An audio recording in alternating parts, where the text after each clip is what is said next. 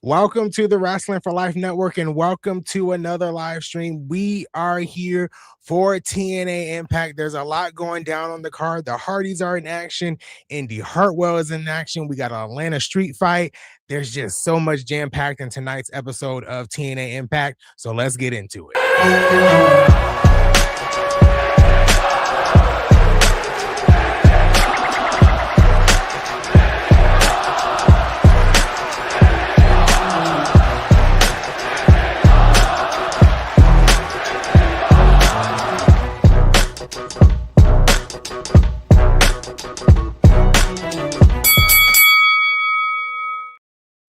Like I said, this is the Wrestling for Life Network. This is another live stream. We are here for TNA Impact. A lot jam-packed on this card. I am not on this stream alone, but if you don't know who I am Anthony by Elegance, and that is Big Nick. Ladies and gentlemen, boys and girls, children of all ages, the Wrestling for Life Network proudly brings you its tag stream champions of the world, the man who puts the TNA ringside Anthony. I am Big Nick, and yeah, see, I'm already fumbling because I'm worried about you. I'm worried about spoilers from you because you were at these tapings. Yes, we already have no spoiler warning in effect, but I'm more worried about spoilers from you. Yeah, it's been hard to not post clips. It's been hard to kind of stay quiet. You know, I've been on Twitter saying you got to see this match, you got to see that match. There's really one match I really want to talk about, but I don't know when it's going to air. I don't know if it's next week. I don't know if it's the week after, as we think that'll be the go home show to Sacrifice. But it's just, yeah, it's a lot. And I'm trying. I've been good. Not spoiling anything. So I'm excited to kind of, for the first time, be on the channel and not have to really, pay attention to what's going on because I know what's going on, but be able to talk about it from, I guess we can use the term insider, an insider's perspective. Yeah, you're literally the resident ringsider insider. You were there ringside, my guy. Exactly. It's going to be interesting. I think I've never really dealt with that, but to where you were there, so now you get to see the TV version of it too. Yeah. And it's still live airing. It's not like you're watching a replay or anything. And it's like last week, and we'll say hi to everybody briefly here. But during the Elegance segment, that respectfully, I and KJ, and I think most of the chat were not a fan of because good old Mama June and Honey Boo Boo out there. But I even called, I was like, Anthony's probably the one person right now cheering. Everyone's just looking at this man sideways because he's losing his mind out here. I was surprised how the reaction for the Elegance brand was, not with the boos in general, but how loud of a reaction they just got in general from the Elegance brand. Yes, I was the only one cheering.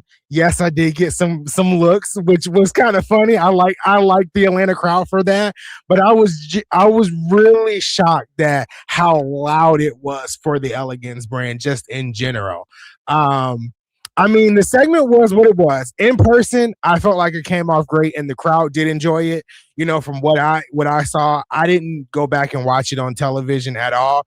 I did. The only part I did go back and watch on television was actually when M and Heather spoke, because it was so loud from the boos for the Elegance brand that you could not hear them in the arena. And so I did come home and just watch that portion of them talking. But I mean, from the crowd being there, they did really enjoy the segment. I enjoyed it because I got to see the Elegance brand. So that's just that's what it was. Of course. I mean, you're representing the Elegance brand on the channel, my guy. Yeah, they were saying just Honey Boo Boo. That's why they were booing so loud. But they are also the top heels in the women's division. So at least that shows that they're getting the response they're trying to get. Yeah, I think people in general, at least like the TNA audience, they're starting to come around to see exactly what the Elegance brand brings to the table. They're not a serious group. They're not supposed to be a serious group. I feel like their gimmick is supposed to be cringy. That's why I enjoy it so much, because I'm like, they're serious but unserious at the same time. But I think from the reaction being there in person, of hearing how loud it was for them, I think it just shows that people are finally starting to come around to the Elegance brand. Well, Ash is out there with Mickie James, so obviously you've got to put some respect on Ash's name. But then Heather and M by Elegance too are really good and actually really work in that knockouts tag division, former knockouts tag team champions. It's when they got Mr. Elegance, and it wasn't Anthony. That's when it kind of seems like it lost a little, it jumped the shark. It became that comedy group, like you said.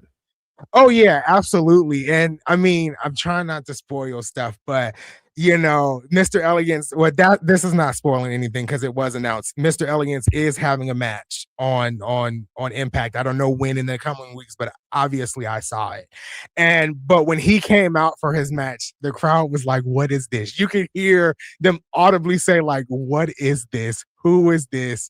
Why is he wearing shorts up to his behind?" Basically, it was crazy the reaction he got. But who he wrestled, which I won't spoil, the person he did wrestle in that match may have gotten the loudest reaction of the night. And when you find out who he wrestles, you'll be shocked, because I was shocked. The crowd was so into it at that point. But I think, like you said, when Mr. Elegance came in, that's when it kind of turned a little bit into a comedy, gimmick for them. Can I take a guess as to who he faces? Yeah. Sosa, bang, bang. No, gotten probably the biggest. Well, what was his reaction? Yes. We got to say hi to the people here in a quick second, but his US debut, his TNA debut, what was his response there live in the building?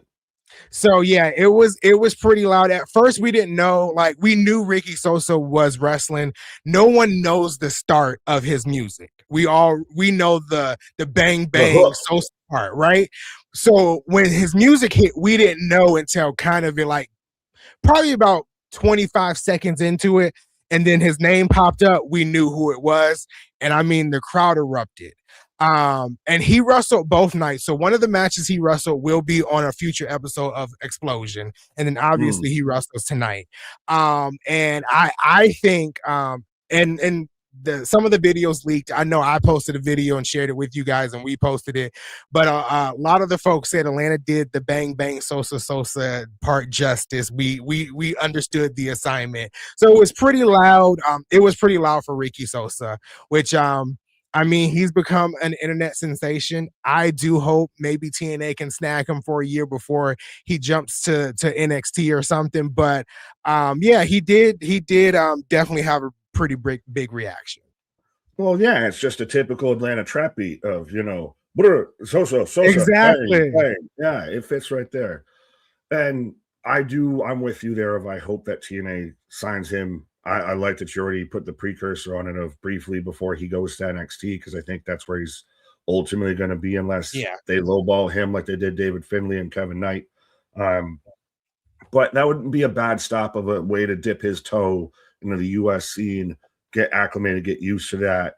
And TNA and WWE already have that working relationship. Yeah, absolutely. I think when he first became popular, we saw the entrance and with everything.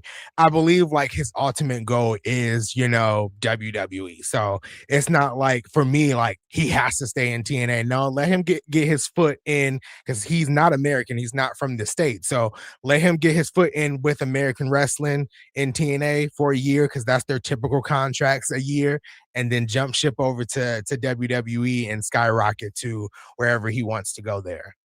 Yeah, because he's French. He's from, I think, the same federation that has Elo Lafleur, their current speed champion on NXT, just came from.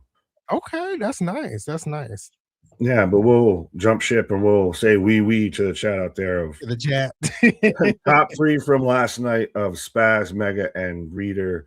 Shout out again, folks. The more you blow up this chat, the super chats, the super stickers, the more you chat back and forth with us, the more you get points and you get on the leaderboard. But Zach, National Popcorn Lovers Day.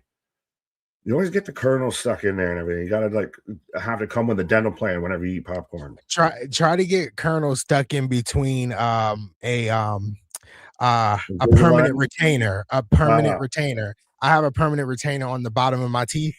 And yeah, it's hard to get out. There you go. But Kevin, what up? KJ earlier in the chat letting everybody know. Make sure you hit those reaction buttons. Make sure you like, share, and subscribe. We got the new merch, everything out there. And we do have the Revolution predictions are up, and I think they're as up to date as they can be so far. 13 matches in total. We started with 9, so we've added almost another 4 so far. Yeah, I think we're up to, like you said, I'm sorry. I think we're up to like 13, 14. So we added about five last night, 5 or 6. Yeah. And we've still got Collision because it's on Saturday, folks. That is true. Damien, what up? Clay, I see you. Eric, hey, Wrestling for Life buddies. Can't wait for tonight with Ricky Sosa's debut to Ali and Maclin returns to Atlanta. Yeah, we gotta wait, but we'll get into Maclin's back, your boy's back, AJ re-signed. Everything's coming up, Anthony, when it comes to TNA right now. Exactly. But the street fight between Moose and Cedric. What our girl Rosemary do next? I've heard some rumors on this, and I don't want to say anything, and I hope maybe we see tonight. Yes. I think he may have spoiled it for all of us, but I'm still excited. Certain wrestlers need to stay off social media, just learn how to can use it better. And I'll just exactly. Say well, Tyra May Steele had the entire Twitter sphere up in a tizzy earlier today, thinking that she got released because she tweeted out a dream she had. Yeah, did you have ever to make a dream that you thought you had? What?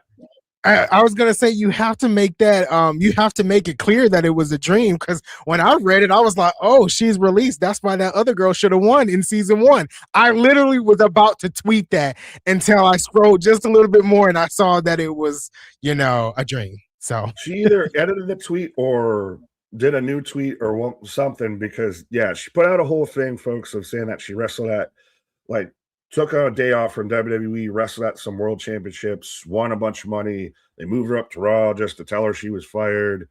Everybody thought she'd actually just spoiled that she'd gotten released.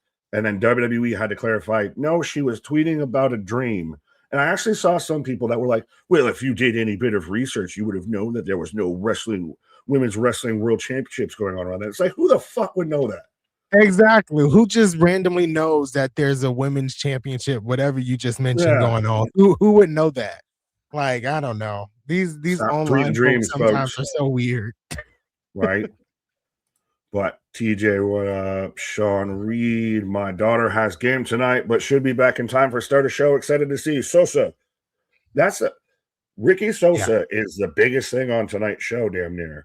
Yeah.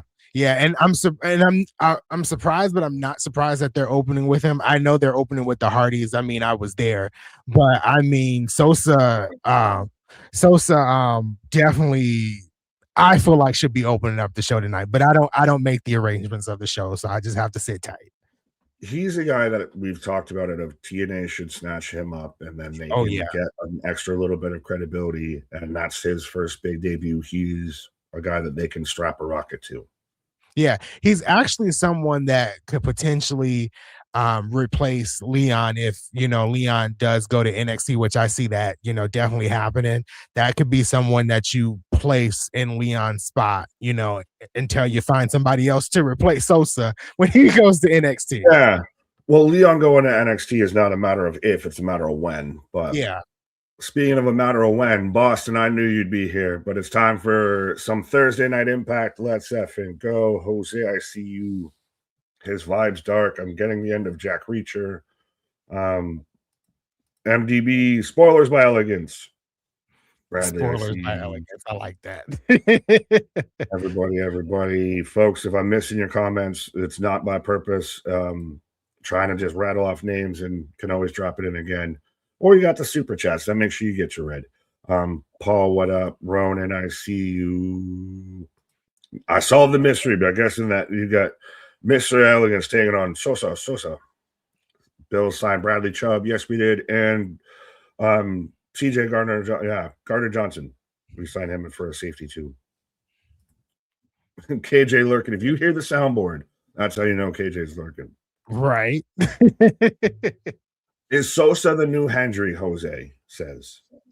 That's a good comparison.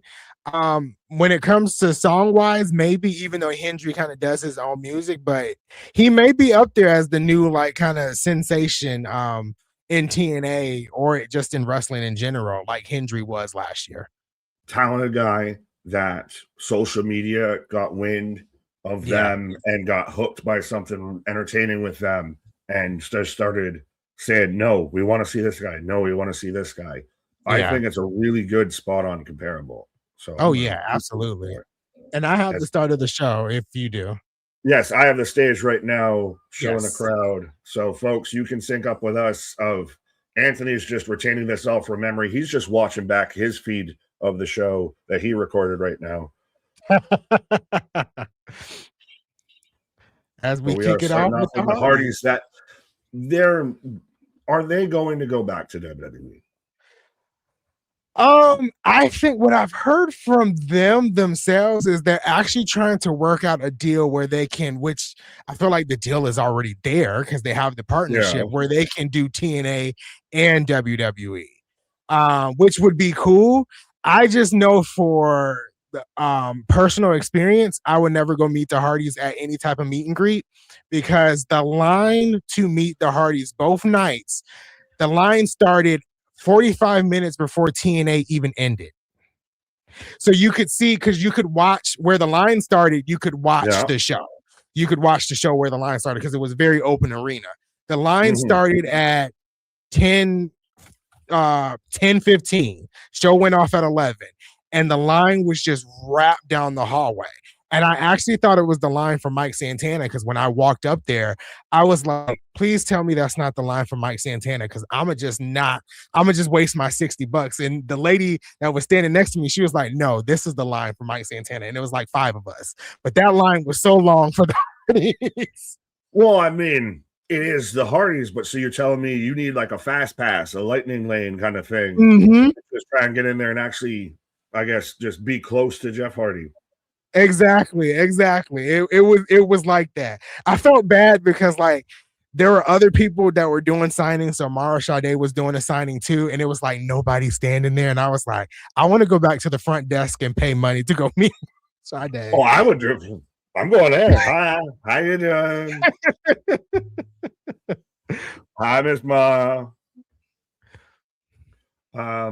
But we are getting the Hardys taking on Sinner and Saint. So, folks, let us know you're going to be less likely to spoil this than Anthony will be. Not you, the chat. Not you. I know I said you, not you. Anthony's just closing his eyes and reliving his memories. Leave the memories alone. But yes, Jose, tickle that like button as I'm trying to see. Right now, we're at 14 likes on the stream. Let's see if we can at least get to 20 out here. We got 40 people. Let's see if we can at least split the difference and get to 20 likes out here. Absolutely. As we start off with the Hardys versus Saint and Sinner. Not going to spoil anything, but I will say, tell me which one is wrestling right now. Is it Sinner or is it Saint? I can't tell you that. I can't. I don't watch this match, and even you don't know. I can tell the difference between the Great Hands, Jason Hotch, and I always forget the other one. You do this. Exactly. That's but when it comes to Sinner and Saint, I never can tell which one is Sinner and which one is Saint. Spaz with a $5 super chat. Here, you get to read this one. I've talked a lot. Since I'm suddenly cracking at Spanish, Anthony is now L.E. Gantz and Nick is Nikos Grandi. Did I say that right? You said it probably about as good as I was going to say it. Yeah, I know. I saw Spaz's AAA preview for Reyes and everything, and this man went all biblioteca on us and just started spitting Spanish. Went all Rosetta Stone, having to study Spanish for months on months. I'm actually excited for AAA over the next couple of weeks. They've actually been doing some good stuff. I still have to finish last Saturday's episode, but they've been doing good stuff. And if you're looking at the screen right now, I'm in the left corner. You'll see me a couple of times, but I'm in the left corner. Folks, I want a screenshot of Anthony. We've already had the ones of Jose when he was there at AW. So now you got to find Anthony. If you can send us a picture of Anthony, I'll send you a shirt. I'll always be in the left corner. I'm wearing a black shirt, and wearing 2 shirts: a black undershirt and a blue shirt that goes over it. So Yeah, the one you had the gray chapeau. So look for the chapeau. Yeah, and the hat is That's on why too. KJ was telling everybody, look for the hat.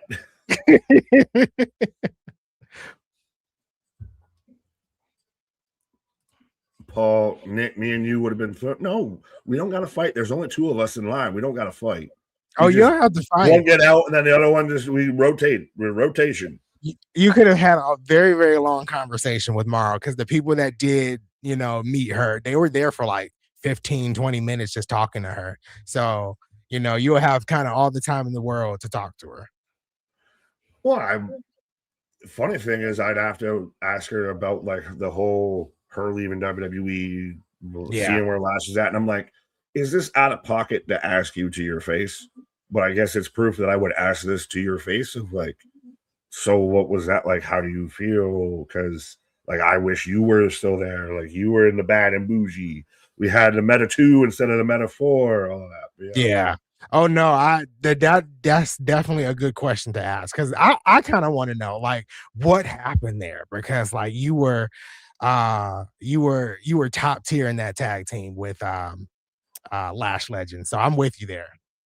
And I don't want to act like she's not doing what she's doing over in TNA. I mean, she right now is probably, I would say, top 5 in the women's division and the knockouts division. Oh, yeah. I don't think you could say that with her in WWE.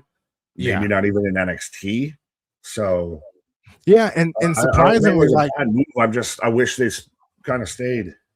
Yeah, no, I'm with you. And then surprisingly, like last week, I know we were both outspoken about like we're not big fans of Cora Jade, but her match with Cora Jade was really good, at least in person. I don't know how it came off on TV and the crowd was into it.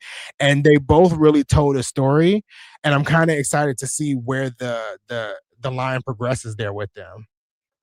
Frog splash for a 2 count. I don't know if I want to say, because I remember when I rated last week's show, and I don't know if it's going to be way off from where you were Side Effect, because you were there in TNA. To me, it's the live shows don't hit as well with them as their tape shows. I think it's just they're so good at they're so used to doing that they don't know how to do live well. And I think that's the kind of the argument I brought up when we, started doing the weekly streams for Impact, as how you wanted it to go live so much. And I'm like, I don't think we're there yet. I never outright said the live episodes are, terrible, but they do so well with the recorded episodes. And we've seen it in the ratings where it's like right now, just stick to kind of where you're comfortable with, and then we'll see how it goes down the line. Fair enough. Yeah. No, absolutely. Sorry, I was halfway. High vibe saying in the Hardies is Jeff gets a submission win. When have you ever seen Jeff Hardy in your life get a submission win? So shocking. Because not even that much of a submission. That's more of if you go and see a chiropractor or you got a significant other, hey, crack my back. That's the way you just do that. Like he just held a backbreaker. Right. There. Like, it's one of those, this feels good. Let me just slide a little back here. Now we're beating them up after. Why didn't you do that to finish? That was on the jobber tag team. That was the confusing part, because like I had my phone up, I was ready to catch the Swanton bomb to end the match, and it was a submission, and I was like, I don't like this. And then after he does the Swanton bomb, I'm like, that's what I needed at the beginning, at the end of the match. And now we want to shake hands? We beat you up after the match, and now we shake hands. What? Which I didn't think this part was going to air. Now it's a little bit more confusing. I didn't think this part was going to air. And I halfway chuckled because Jose saying, way to set up Anthony for failure, Nick. I gave last week's live show a 5. So they got nowhere to go but up. They were the lowest rated, show for me last week. That live and in person, I gave it a 7, and only it is more because of something I can't spoil, but they filmed like an episode of TNA Impact before the live episode. Mm-hmm. And the ending of that episode really led into the second episode. I hope they announce the match tonight because it's something I've actually been looking forward to. Me and you both have talked about it. So I hope they announce it tonight so I can give a little insight of it. This man's coming from the writer's room and saying, I don't know if I can tell you, but you better wait for the season finale, my guy. But yeah, last week that's got to be hard. Doing what we do. Yeah. Sorry, not trying to act like what we do is so hard. No, you're good. Well, no, I know. I'm just saying, even in the chat and everything, and two, of just as a wrestling fan in whole, like, I know some really cool shit, but I can't tell anybody because I don't want to ruin what's going to be some really cool shit. It's like, exactly. When you're throwing a surprise party for somebody, and it's like, I want to tell you, make sure you're wearing what you want to go out with on Friday night. But I can't say that. I could just strongly suggest and strongly hint, hey, you might want to drink some more Gatorade early Friday morning. Right. Night. I mean, even with the TNA preview today, like I struggle because I'm like, what am I previewing? I know everything. I can't preview anything. Which halfway shout out as we're in commercial break of, yeah, we halfway made it the AI big time of even Google AI is out there sourcing us, for the TNA previews and everything now. Yeah, that's pretty cool. Are we journalists now? Are we Dave Meltzer? Can we go to the front row of the press conference, of the fake press conference, for when they have the real press conference later?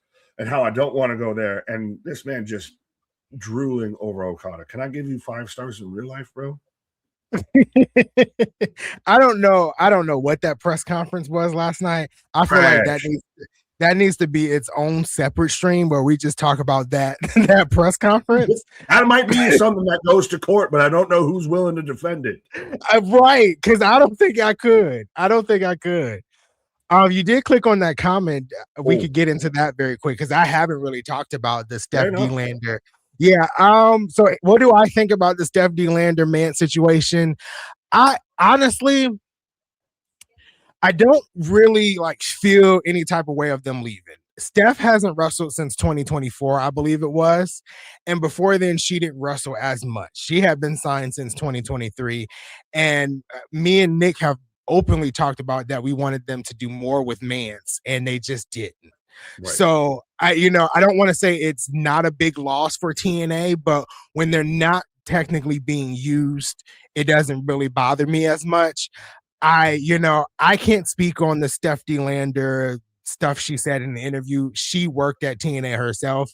I do feel like if TNA is not going to let her wrestle, it is her right to up and leave and go somewhere else that will allow her to wrestle. And it is TNA's right not to let someone wrestle who they think is a flight risk with injuries, and especially it being a neck injury. I get TNA's point. So both sides are valid, but the rest of the stuff that Steph said about contracts and per appearance deals, I can't speak on that because I just don't know.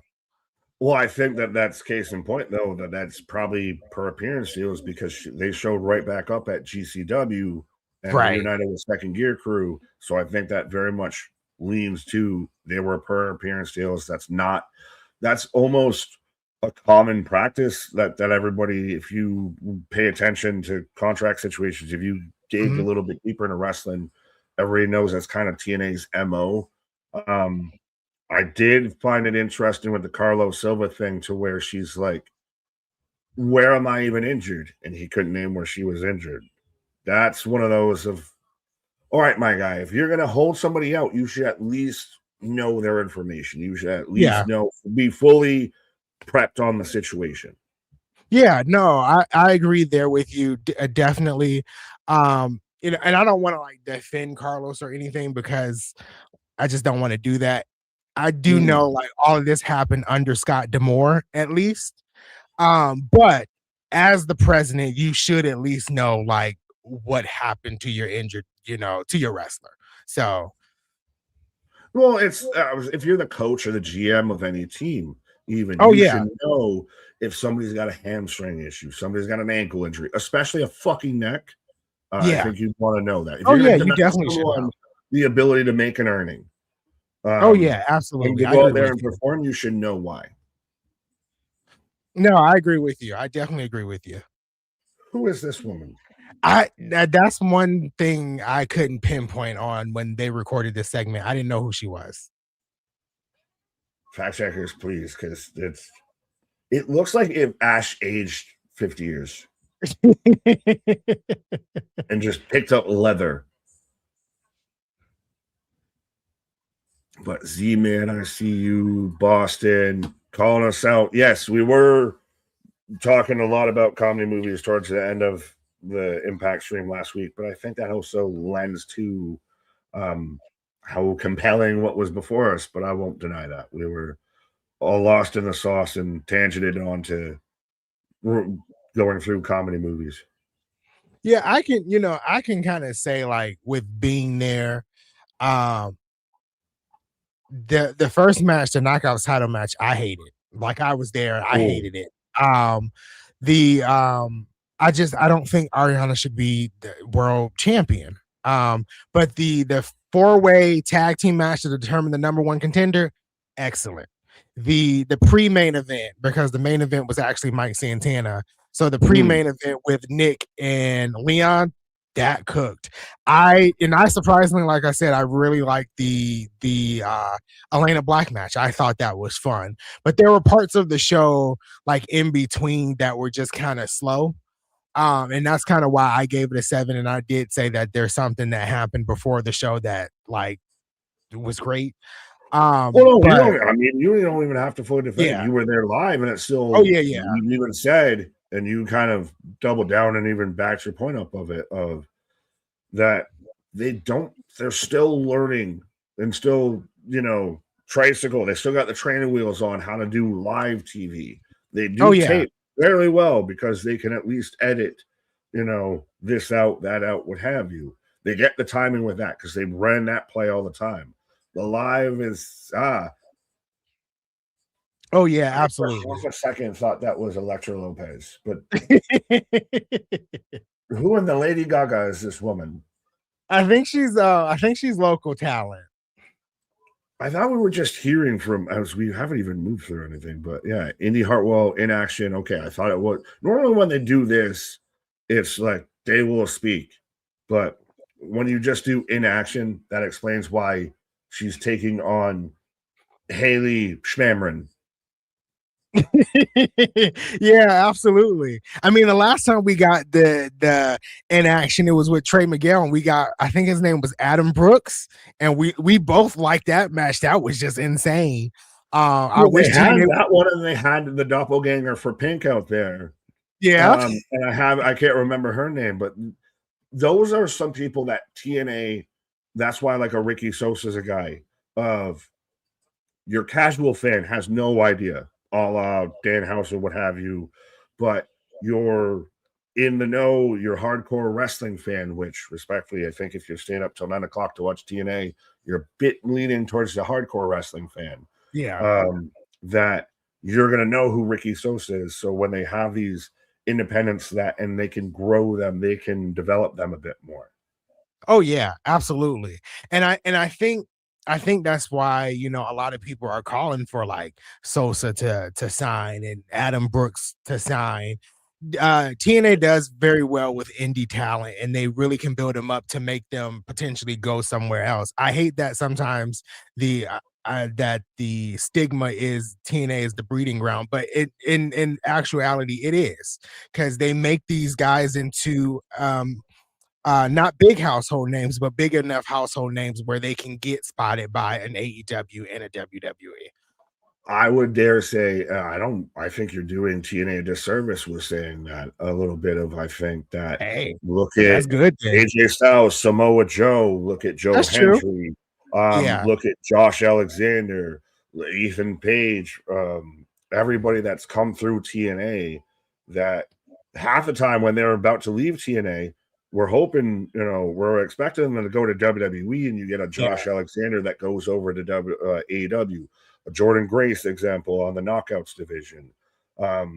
Until things went sideways, Masha Slamovich was in that lane to be kind of that next That's true. talent like that. Of they are a huge like feeder system Yeah. for the greater wrestling whole. It's just because they're like the fucking Miami Marlins as Indy with a 3 count of they can develop talent. They just can't afford to keep them. Yeah. And that's and you're exactly right. That's the biggest thing. They could develop talent, they just can't afford to keep them. I don't feel bad for Ethan Page because of where he is now, but I kind Mhm. of wish Ethan Page would have made the jump from TNA to WWE. I mean, the North, I believe the North are still the longest reigning tag team champions in TNA history. He basically was a champion his entire run in TNA, and the North was so good. And I know all about them now because I'm watching through it. And to see that he jumped from TNA to AEW and didn't really get used that much, it's crazy. How bad do you have to beat your opponent that you can beat them and then still cut a promo directly afterwards, not winded? Didn't even break a sweat. I'm not even breathing heavy right now, folks. Like, Right. Just by talking, I pick something up off the floor. I'm breathing heavy. I'm her fucking hair hanging still in looks like Paige at the press conference cutting a promo. She's her not. hair looks like it was just freshly straightened and after the match and You wouldn't everything. know if she wrestled a match and if you just clicked in right now. But like Ace Austin, Josh Alexander, they went through TNA and they go straight to AEW, and now I'm wondering if they Mhm. might regret their decision. Exactly. So we And got then, we got Indy Hartwell basically calling out Ariana Grace saying she doesn't deserve to be champion, which I wholeheartedly agree, whether it's storyline or not. But I think we're setting up something between those two here shortly. do you think the whole fathering? Well, I'm not even going to fully get into the whole birthright thing that happened on NXT of William Regal, Fit Finley, all of that.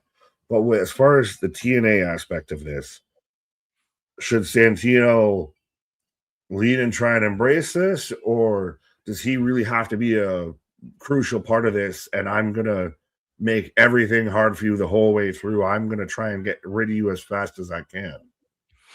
I think because he made the bed, he has to lie in it too. Mm, So I see more of your second, going that I made this, now I have to kind of ruin you.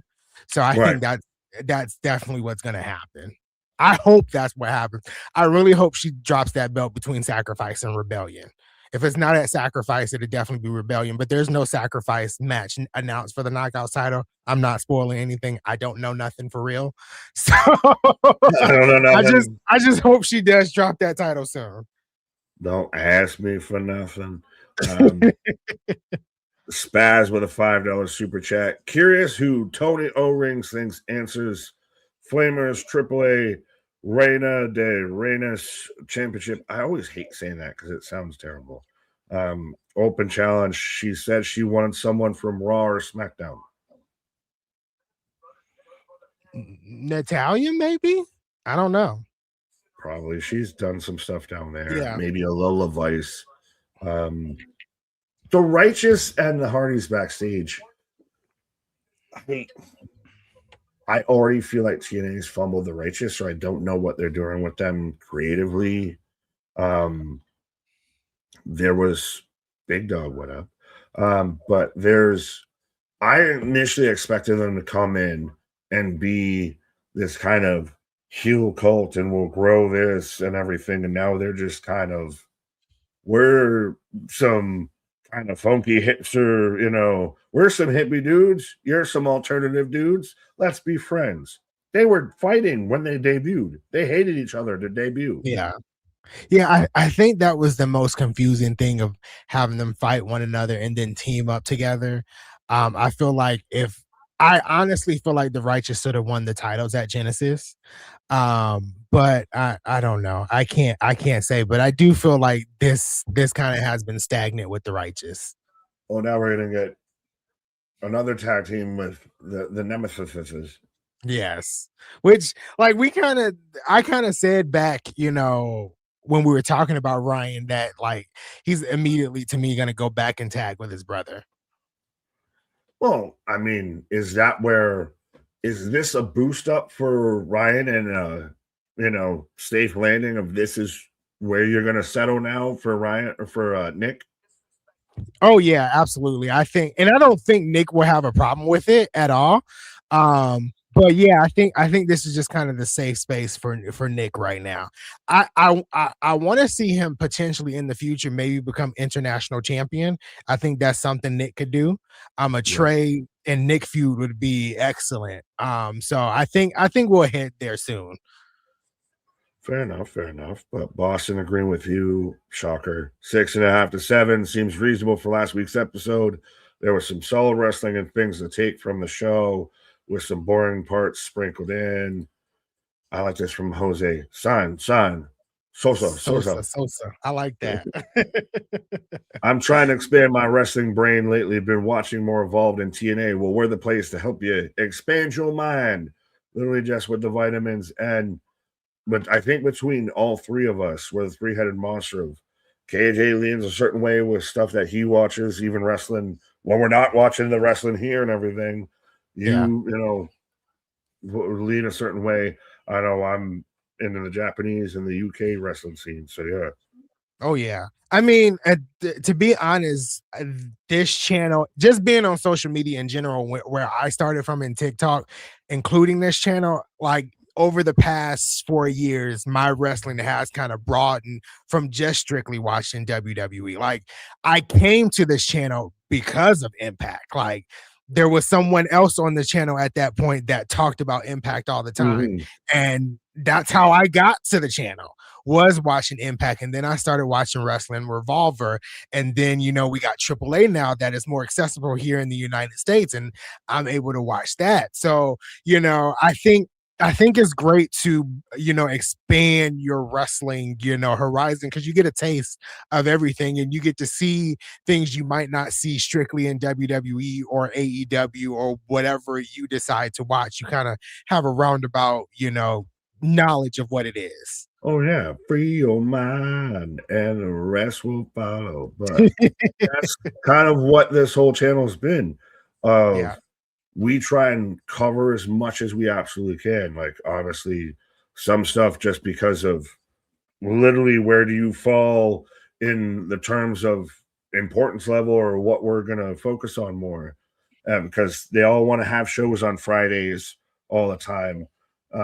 It seems, but from GCW to House of Glory to Wrestle Revolver to Progress, of we try and watch as much as we can, and that's why I think we can offer the clearest or the cleanest take, I guess, when it Yeah. comes to wrestling, because we watch it all and document us watching it all. We don't just come out here and tell Right. you. You can watch us with us as we're watching it. Exactly. Like I think I watched my first GCW show on the channel, and then I realized that it might have not been something for me. It might not be your taste. It was a lot, and it just There's wasn't of a lot for movies. me. But I mean, that's what it's all about.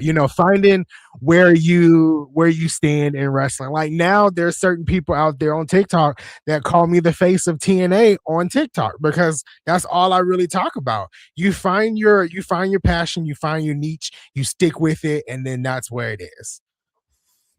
We need more energy from more energy, more energy. Need more. I need more cowbell. But it's even then, it's with anything that you get into, and that's what I think. Like I was already the wrestling nerd of halfway. That's how I found the channel. Of I was in the chat of like, I'm already watching it, so let me watch it with more people. Right.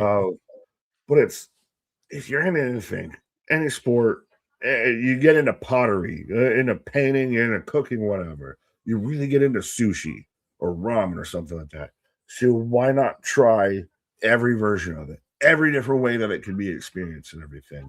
And then you get the biggest overarching scope of what works, what I like, what I don't like, how I feel about this. Of when you when you only go one avenue with it, that's when you get really close-minded. You get that tribe mentality versus let me get the broadest spectrum out here to now I can really pick apart what works, what doesn't work, what works for me, all of that.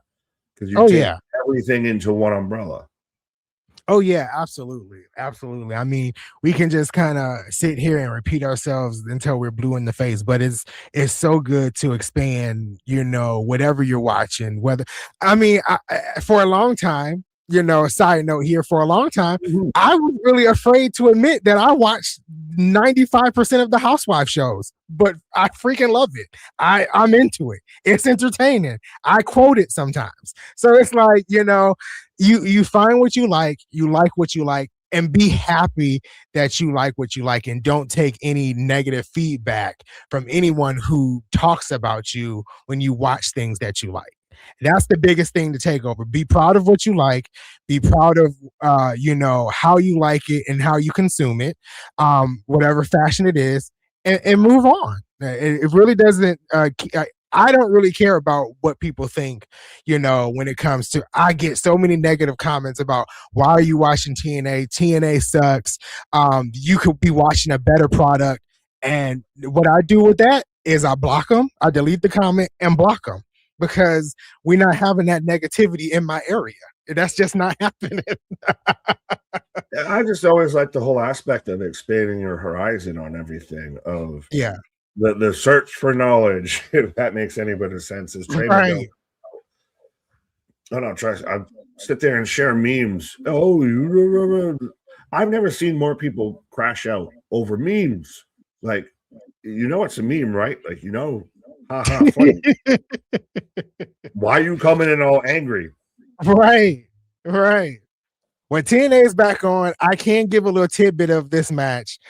Pay attention, because this one was good. So it's Trey Miguel, BDE, and Rich Swan versus Order 4. And this one, I'm not trying to speak bad of TNA, but from being there live, I feel like they stuck all the good matches in this night, with the exception of a couple of ones. Like one, I said that I can't say anything until we get to it, but I feel like they crammed all the good matches into tonight. So this is one you kind of want to keep your eye on.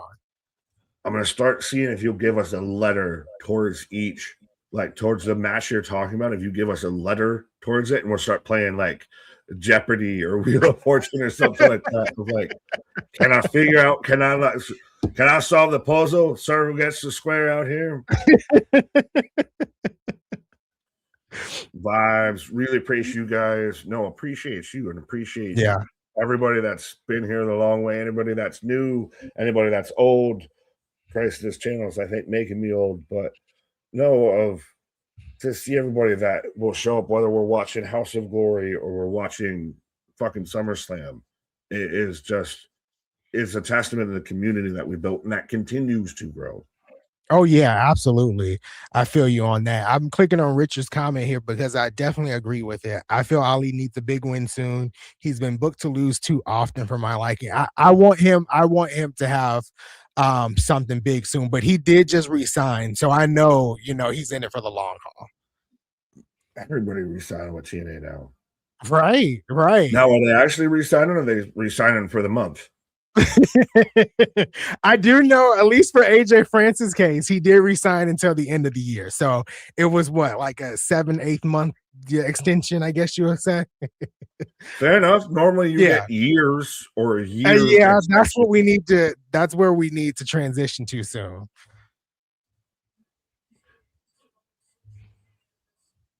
Tasha Steelz needs to be so much more involved in the knockouts division. Girl, you fly high.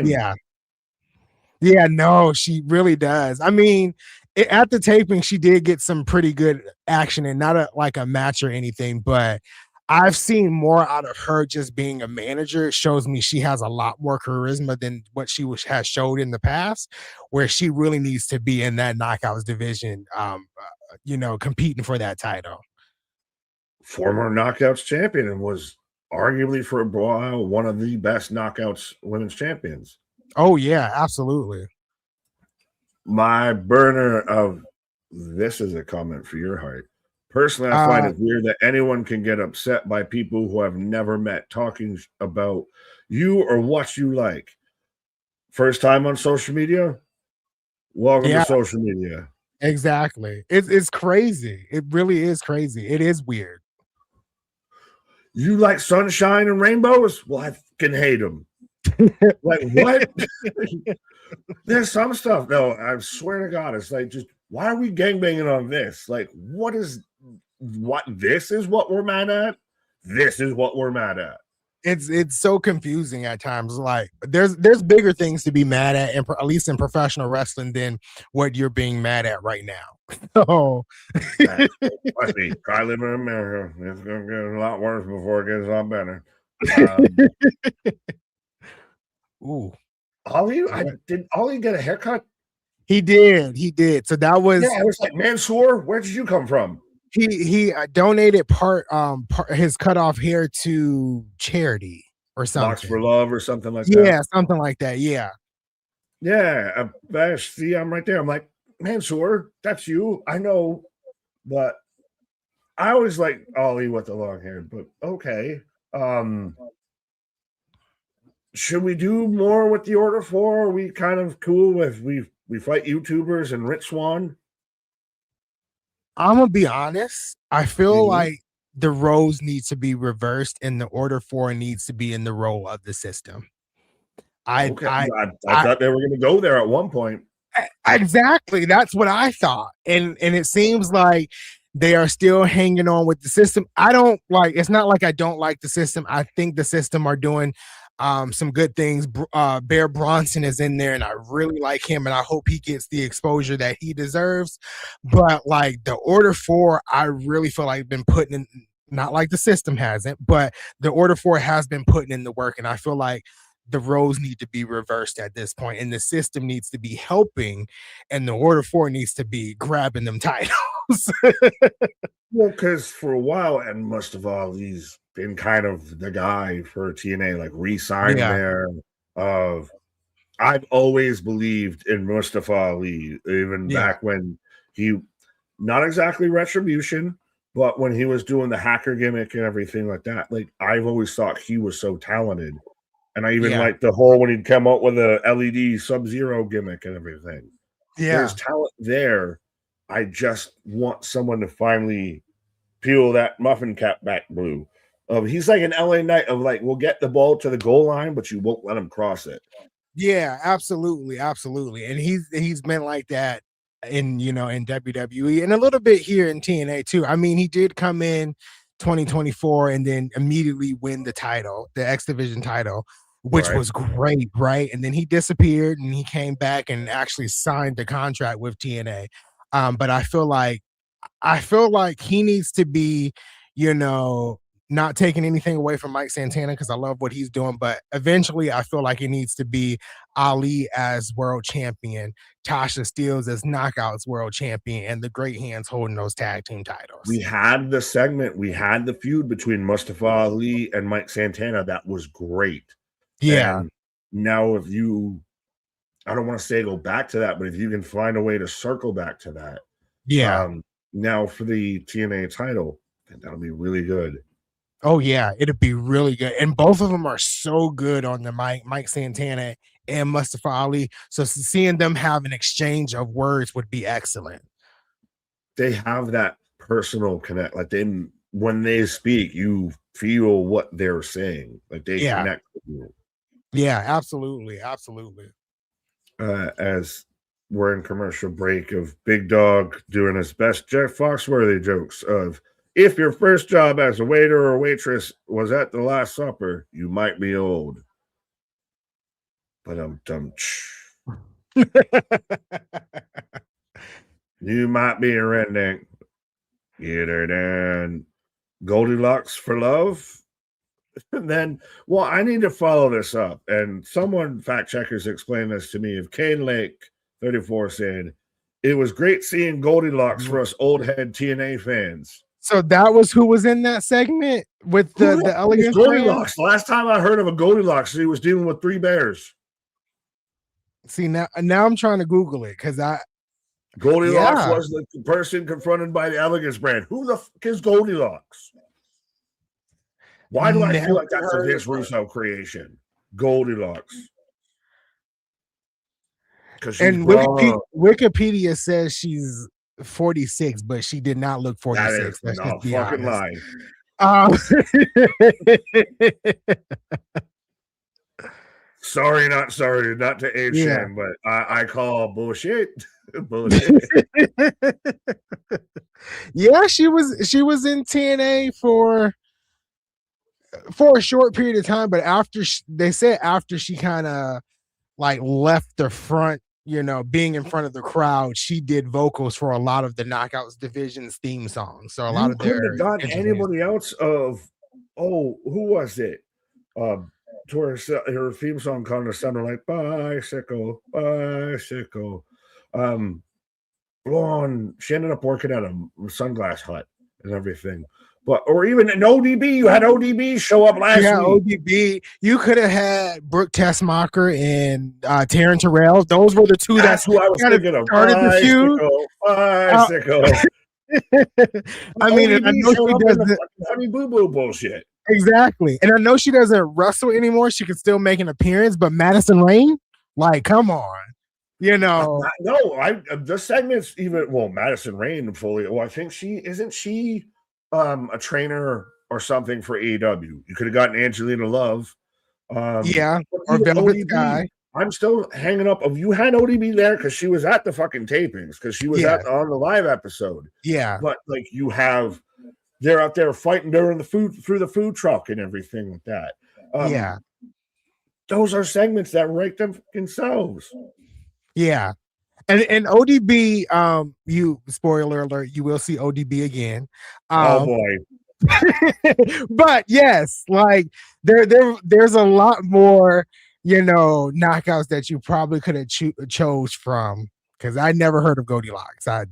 She was the first TNA backstage announcer, so that's why she was out there dapping up Gia Miller.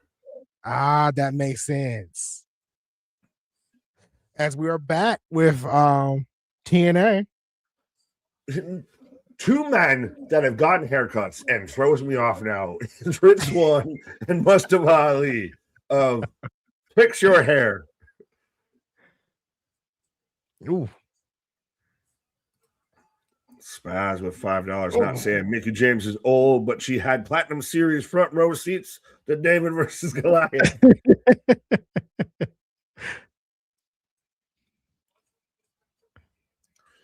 You might be old if your doctor refers you to an archaeologist. All right, fuck it. Big Dog started it, so now we're just halfway side tangent. Right. Super chats will make sure we read your corny "you might be old" jokes, but Rich Swan off the top, frog splash. He came from the ceiling. Dos amigos. Ooh, 2 count. Spoiler about it.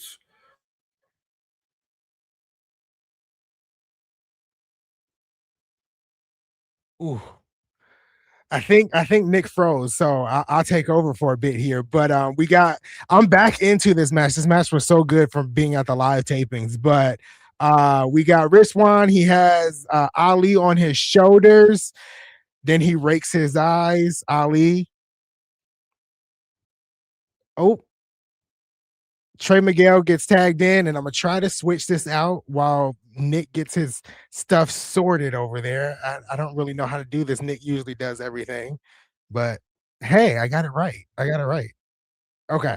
So, Trey Miguel and Mustafa Ali. Ooh, Mustafa Ali hits a backflip into somewhat sling blade here. You back, Nick? You good? How I get new internet and everything today. Literally told you before. I turned around and got, the fiber optics. I got Comcast and everything. And literally the day it's installed is when I have a glitch. It's already dropping out. Good news. Fired. Oh, there goes Tasha. Oh, Jada Stone. Said her name because I couldn't remember. I was about to call her Jada Parker. I get them confused because their both names starts with Jada. Confuse that with Miss Parker. They replaced it. It's like when I was one time saying Ariana Grace and I said Ariana Grande. Like they're two different people. Let it go. Oh, Jada Stone jumping off the ramp there onto Tasha. As secret agents out there running throughout. That was a nasty clothesline. BDE, if your first set of dentures were donated by a dinosaur, you might be old. Well, you paid $5 for it, so I read it. BDE. Oh, got caught with a crossbody. Jason Hunt. Ooh, with a backbreaker. I froze and came out of the ice age ahead of you somehow. I'm coming to you from the future. I got Trey. I can't move forward because it says I'm still. Let me know when you get Trey to go with the tope. I just got it. I just got it. He pops up. He's throwing his hands. Yeah. Yeah. See, I defrosted. Mustafa. Ooh, with his own tope. I told y'all this match was good. I'm back into it like I'm there live.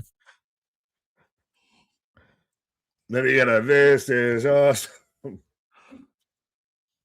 Like everybody was just flying everywhere at this point. Russell Ray Anthony, I'm a housewife watcher as well. I could give 2 F's about what anyone thinks I do and watch whatever. I agree with you. I watch all of them, almost all of them. I'm missing about 3 of them, but I watch the main ones. Oh, Trey with a kick to the face. I don't know the name of this move, but I need to know it. The announcer says lightning spiral, but I feel like that's not the name of the move. No, it's got to have some cool name. Yeah. Like, I don't know, fuck the lunch tray or something like that. I'm trying to come off a the lunch tray. I like that. Trey Miguel, if you use that, I want at least 5 to 10%. You need a little bit of that. Yeah. Lightning spiral sounds stupid. It sounds like a Pokemon attack. Right? So I must have missed this. Mustafa Ali handing him the title, which hints to potential feud, which I talked about earlier. Right. So, yeah. How do you feel that now they've given Rascals Light of Rich Swan and BDE to Trey Miguel? I like that. I do like I like the dynamic between the 3 of them. You'll see in the coming weeks someone that potentially may join them as well. But I like spoiler alert. But I like the 3 of them together. I also like that Trey has really found his footing again after the debacle that happened earlier this year. I'm not trying to be mean, but Trey is being more used than the other 3 Rascals over there in AEW. But y'all ain't hear that from me. Well, and just you make exceptions for certain people, even within that same faction, right? Trey. Right. Why be that? Why be that? Exactly. So this I actually do like that TNA does because nobody else does it. Yeah. The kind of injury report update. No, yeah, I like that too. Like that's it's just so different and it feeds into the storyline even if it's not, legit. Some of them are legit, but then others are not. Daria Ray. I understand it's her fucking actual name, but out of all the names you could have picked, you picked that one. Yeah, you could have figured out something different. I get it, but I mean, I even liked her more when she was wearing the corset and the tie and everything when she was SmackDown general manager. Like that worked with her as an authority figure. And we've been through this, so I'm not going to rehash it. But to me, is over the top. To you, I get why it's not. But yeah, He's got a tie on when nothing underneath it. Oh, Maclin's in the building. Yeah. I wonder. So yeah, we do hear from Maclin next. So yeah. All right. Well, on that note, well, I'm going to let you go on and explain how overjoyed you are that Steve Maclin's back. It's so funny to watch this arc of I was here with you live when they fired this man and the crash out to now risen from the ashes is now Steve Maclin taking on Mike Santana for the world title, sir. Yes. So as Nick takes a pause here, so we do. I was in the building live when they announced, and I'm gonna turn this down a little bit. That's in my ear because now I can't think. But I was in the building when they reinstated Santana, so that was great. I'm not Santana, but Steve Maclin. So I'm excited about that. I'm excited that he's back. I saw some things online that like, why are we what was the point of Feast or Fire? And I feel like people just missed the point that, like in the past, Feast or Fire has been used for storylines. So this is not new or anything. But Steve Maclin, it put Steve Maclin in a position to be the top heel in TNA. As much as we all may like Frankie Kazarian or not like Frankie Kazarian, he is a heel, but he's just not that top heel. And Maclin gives that appeal of being a raw heel and being a serious heel at the same time, where Kazarian gives that comedic heel kind of gimmick, I feel. So I think this is great. I think Maclin is where he needs to be, and he's re-signed with TNA. So I think it's just kind of a perfect fit right now as we are in commercial. So we do have Steve Maclin coming up next. I'm gonna go through the chat here. So Damien says Trey Miguel calls that move shell shocked. That's a pretty cool name. I like that. Richard says I'll take Ali versus Trey. I feel like that's a place where we can go. Ali versus Trey. We can also get the Good Hands as the tag team champions. That Matt Hardy and Jeff have done great with the tag team championships. Nothing against them personally, but if they're going to drop them, they need to drop them to either like Sinner or Saint, or the Great Hands. I feel like I don't want to say the time has passed with the Righteous, but if they were going to do something with the Righteous and the Hardys, it should have been at Genesis. I'm gonna kind of stick by that. Let's see here. So Richard says, I still question the Daria signing. She doesn't do much other than she makes matches. I like that. Jose says, I don't see it, but I'm trusting you with Steve Maclin stuff, Anthony. I really feel like I feel like Steve Maclin hits at, kind of like a niche group of wrestling fans. But I mean, if you want to stick with me with the ride, that's perfectly fine. I personally see a lot in Maclin. I feel like when he was the Impact World Champion, they just Scott D'Amore just didn't do much with him. I still have the picture on my phone of when I went up to Canada and he retained the title against PCO, and he's standing in the middle of the ring with the title wrapped around him, and he's like just drenched in blood. And that's like one of the best pictures that I've ever seen. In TNA. It looked so good in the time period I've watched TNA. So let me just rephrase that. It looked so good, and it made him look like he was a heel. And he has, in that time frame, like he was terrorizing the division at that point. And I think Scott D'Amore just dropped the ball on him, and he made him a transitional champion because he wound up dropping the title to Alex Shelley. Nothing against Alex Shelley, but Maclin deserved a longer reign, and I hope he eventually gets that, in that time period. TNA is still on commercial here, so if you got any questions, comments, dropping them in, I'm going to click on as much as I can here. I'm going back up to some of the chat here. Russell Rant says, I'm still not used to bald Rich Swan. It's something to get used to, especially with I think I've talked about it on the channel that I'm rewatching a lot of the Access TV era of TNA, and having Rich Swan with dreads and his hair kind of messy, that's the picture that I remember, and not this bald head, Rich Swan that we see on TV every week now. But TNA is back. We got a backstage segment with Ariana Grace and Stax as KJ is in the chat. Maclin and Santana feel believable. Absolutely. I feel like it's been built up very nicely with the turn, and it made Maclin into a big heel. It feels like a main event story for TNA. So I agree with you, KJ.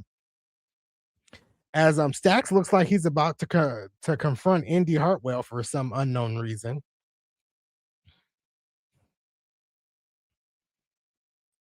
So Stax is saying you act like you belong in the same ring with, Ariana Grace. And it's weird talking about this as I've already seen it before. But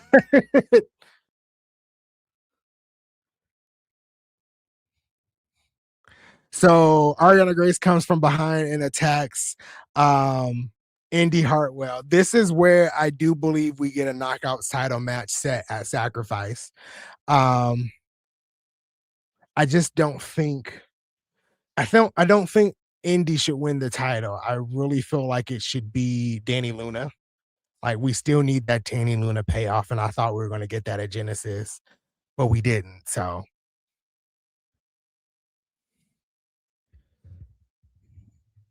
all right, so now we got Steve Maclin coming out as he makes his entrance. I'm gonna click through the comments a little bit more. We got my dude Boston saying, KJ, you should join the stream. It was advertised as with KJ, Big Nick, and Anth by Elegance. So to advertise to avoid false advertisement, get on the stream. That's basically what he said. Richard says Ariana just isn't a believable champ. She hardly wrestles in it. I agree with you, Richard. And a lot of the times, Richard, me and you kind of like butt heads in a friendly way, like what we agree and disagree with. But the initial match with Ariana Grace with Lei Ying Lee, I think it was. Yes, Lei Ying Lee at No Surrender. I thought that initial match was great because Lei Ying Lee was able to carry that match for the both of them. But it just, I don't want Ariana Grace to be champion. I don't. I just, yeah, I can't deal with it. I'm sorry. And that backstage segment, I thought was going to be edited a little bit better. But it sucked in the arena just as much as it sucked tonight. So,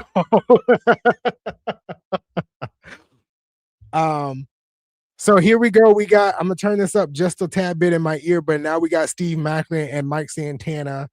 We don't really hear from Mike Santana. It's more Steve Maclin because that's what's advertised. But we hear from Steve Maclin, and he has to apologize to Tom Hannafin.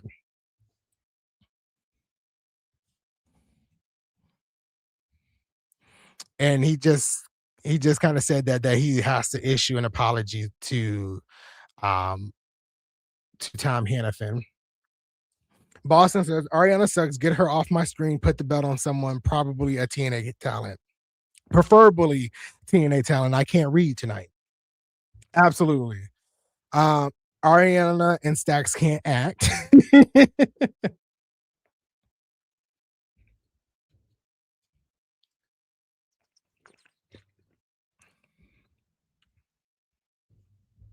So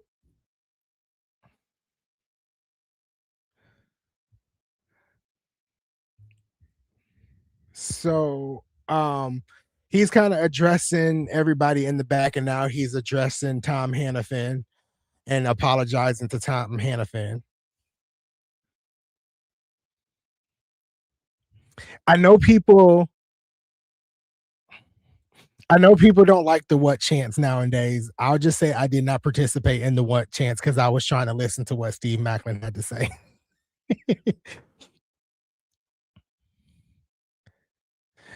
And he's calling Tom weak. I want to get to one other point too. When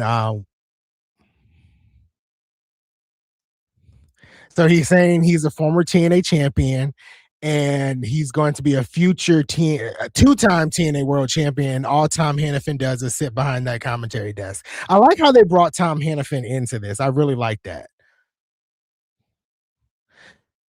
So Maclin is now about to address Mike Santana. I guess I'm Mike Santana then, but people don't like the what chance. Why? Why?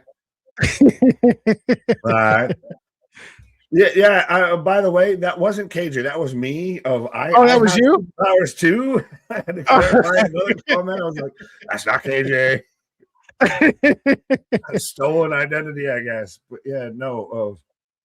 Well, and I even asked of who's the worst promo of Stax or Daniel Garcia. Now I almost have to ask which is a better apology, Steve Maclin's or CM Punk's? You will apologize.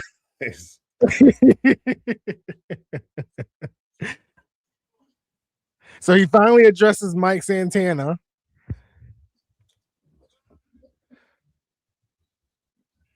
So in a future episode of TNA, you will see me on screen because Mike Santana walked right by me in one of his entrances. I actually, the live episode, I text Boston and I was like, did his entrance air on television? He was like, no. And I was like, he walked right past me. I smelled him.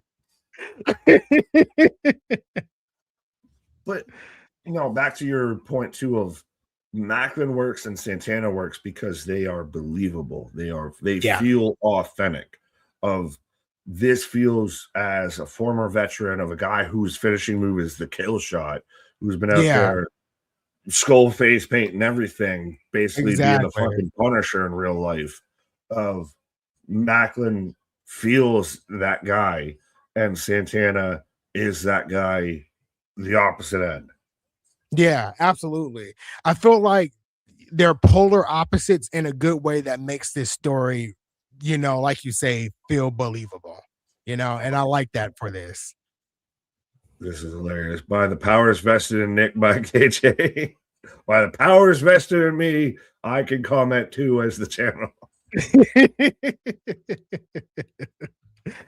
KJ would never say Maclin Santana are believable. Fuck you, Jose. That's as believable as Bam Adebayo getting a respectful 83. But anyways, that's like KJ saying that he likes Ava. What? That's like KJ saying he likes Ava. I'm just starting person like Ava Rain's so great. Why don't we have Ava Rain back?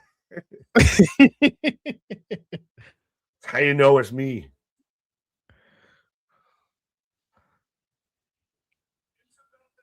So he says it's not just about the TNA title, it's about the door that you opened and the person he can't control. So that sounds like his you're gonna meet Mr. Mayhem. He's borrowing from fucking Sons of Anarchy. Exactly. TNA has such a problem with borrowing from Sons of Anarchy. Stop that. That's not even that's an FX property. That's not even an AMC property. You couldn't have borrowed anything from The Walking Dead, Breaking Bad. I am the one who knocks. Anything like that. The door he opened. I am the one who knocks. It's right there. But this is the Maclin we need to see. And like Richard said down here, Maclin makes some really good points, honestly. One of them he said, and I was trying to listen to what he if they cut it out or not, but he said he didn't understand why the powers that be didn't let him be TNA World Champion longer. And that was back in the Scott D'Amore era. So when he said that, my wheels got turning in my brain a little bit because I was like, I always said his title reign was cut short when it had got to like the pinnacle, and then they just cut it and nothing else happened after that. And then he was just kind of left in the back end. So I feel like right now they're doing Maclin right. Do I want him to win the title at Sacrifice? I would love him to win the title at Sacrifice. I also want Mike Santana to keep it longer. So I'm kind of torn in between them. But whatever happens within that match, I'm just excited. Two of my favorites in TNA are going at it head to head. It is going to be nuts. Somebody's going to bleed. Probably both men are going to bleed. I don't know I almost say you're better off not dropping it off of Santana I kind again of agree with you there. Yeah. than jumping it to Maclin. Maclin can still chase, but Santana loses a lot of credibility if he loses the title again. Like, can this get Maclin wants to talk about his title reign getting short. Yeah. Can Santana hold it longer than a month? I think he at least, if I'm booking TNA, he at least needs to hold it until Slammiversary. That's June, July. I think that's about July. That's their WrestleMania. That gives him a solid 6-month reign, basically, because he won it in January. You take it to July, so that's 6.5-ish months. Because of what just happened, late last year, we were not a fan of him dropping the title to Frankie Kazarian on the first episode of Impact after they took a month off. So I agree with you there. And Steve Maclin can chase, and Mike Santana has other people, that he could, fight. You got Eddie Edwards that's still holding the briefcase. You still got Nick Nemeth that has the, the trophy.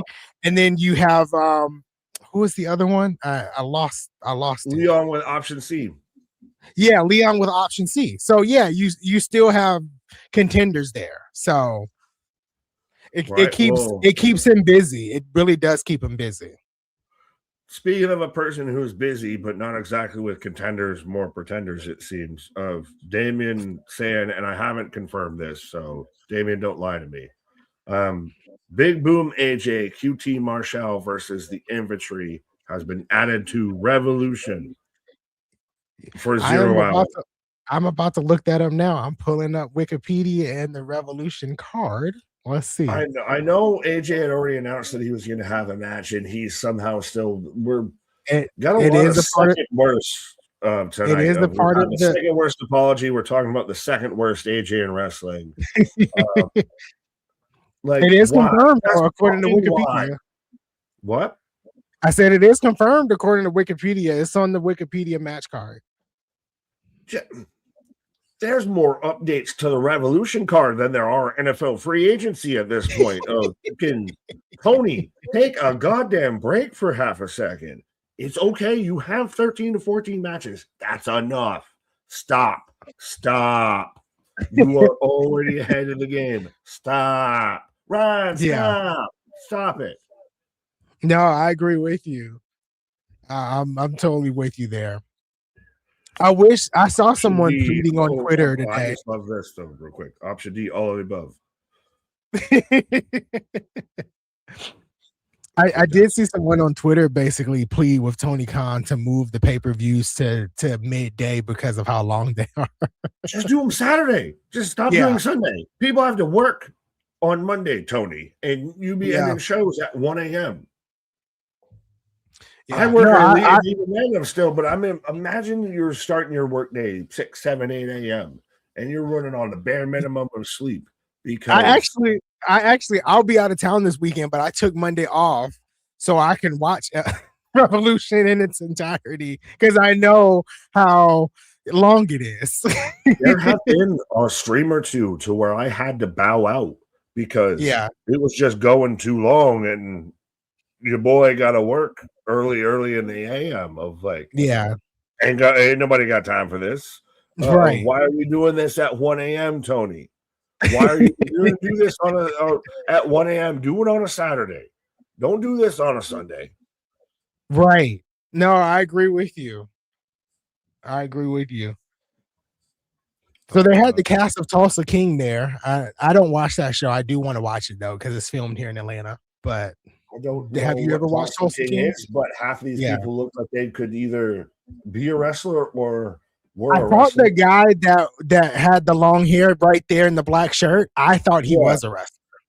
He looks like Hacksaw Jim Duggan was a little bit sober.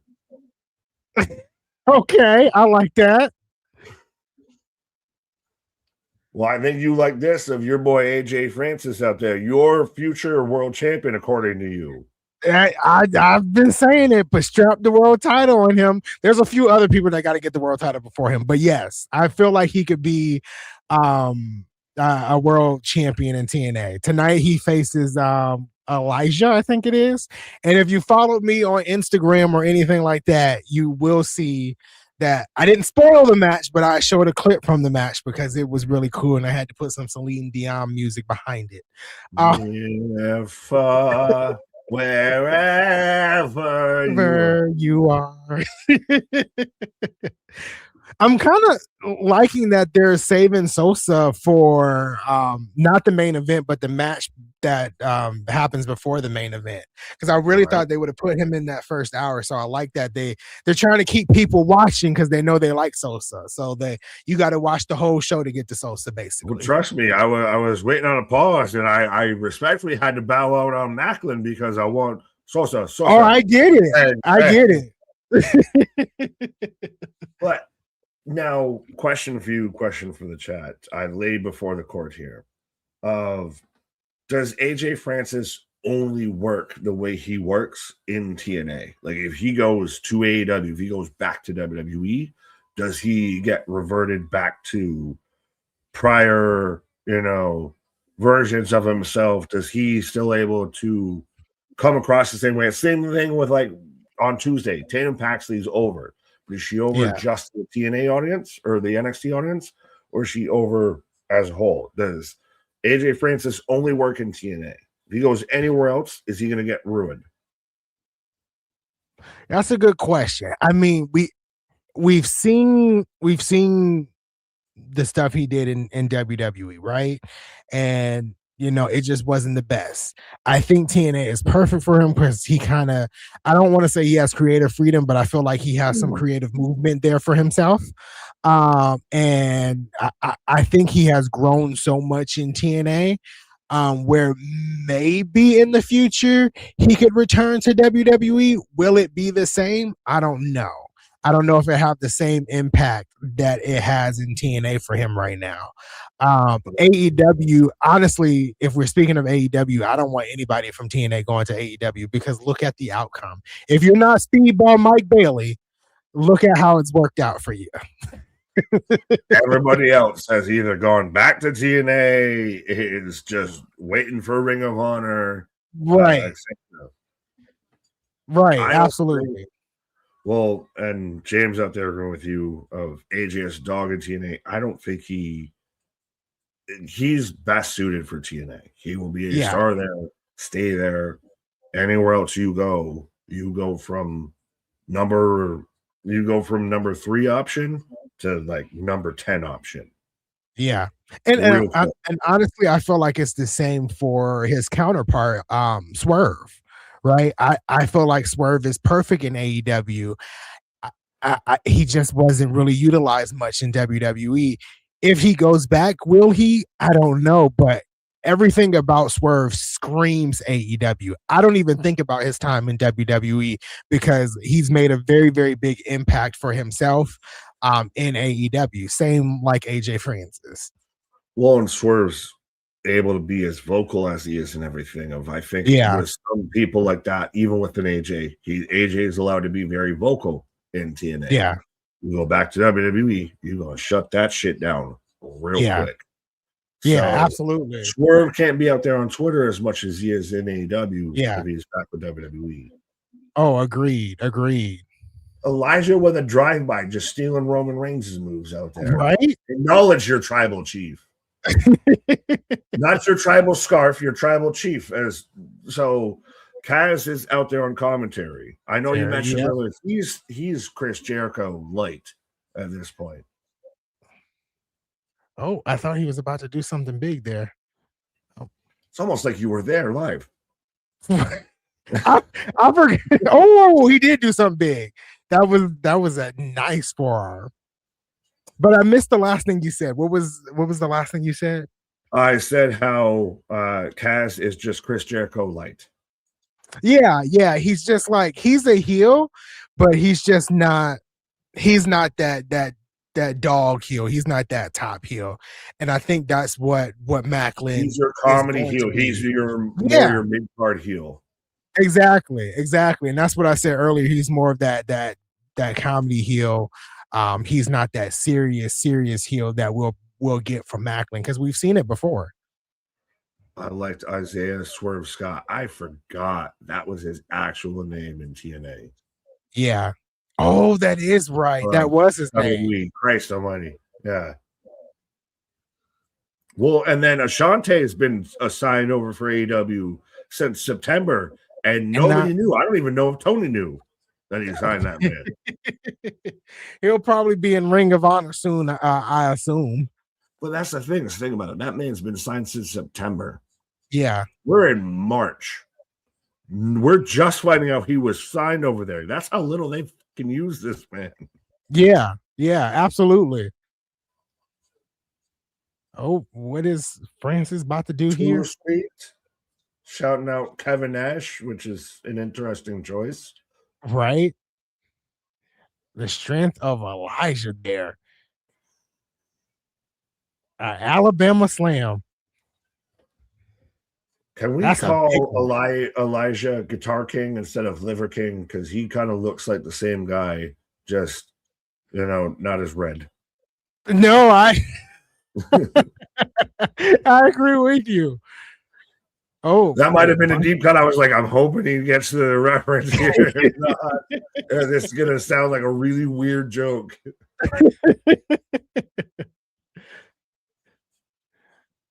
Oh. Ooh, what a knee. Wait, does Elijah have scars on his wrist? No, bandanas. Yeah, bandanas. Bandoleros. So Damien down here, yep, you clicking on it, says Jeff Hardy introduced a new finisher called Spine AL Destination. That's the name of the move? Boo. Boo. Boo.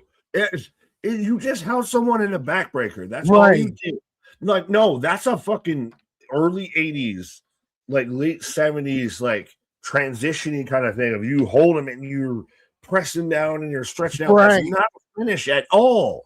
Like that used to be like that's saying Christ, Gunther doesn't even use a chop as a finisher. That's like using that. Elijah on the ropes walking. Sorry to interrupt. Oh, Canadian Destroyer. That was it a Mexican destroyer, a Canadian destroyer? Is it a Pennsylvania destroyer? It's one of them. Now, that was nice. Does the old school really kind of only work with Taker because the mystique behind it? Like you got to really halfway suspend disbelief if you're gonna just walk, just watch him walk on the ropes. Absolutely, yeah.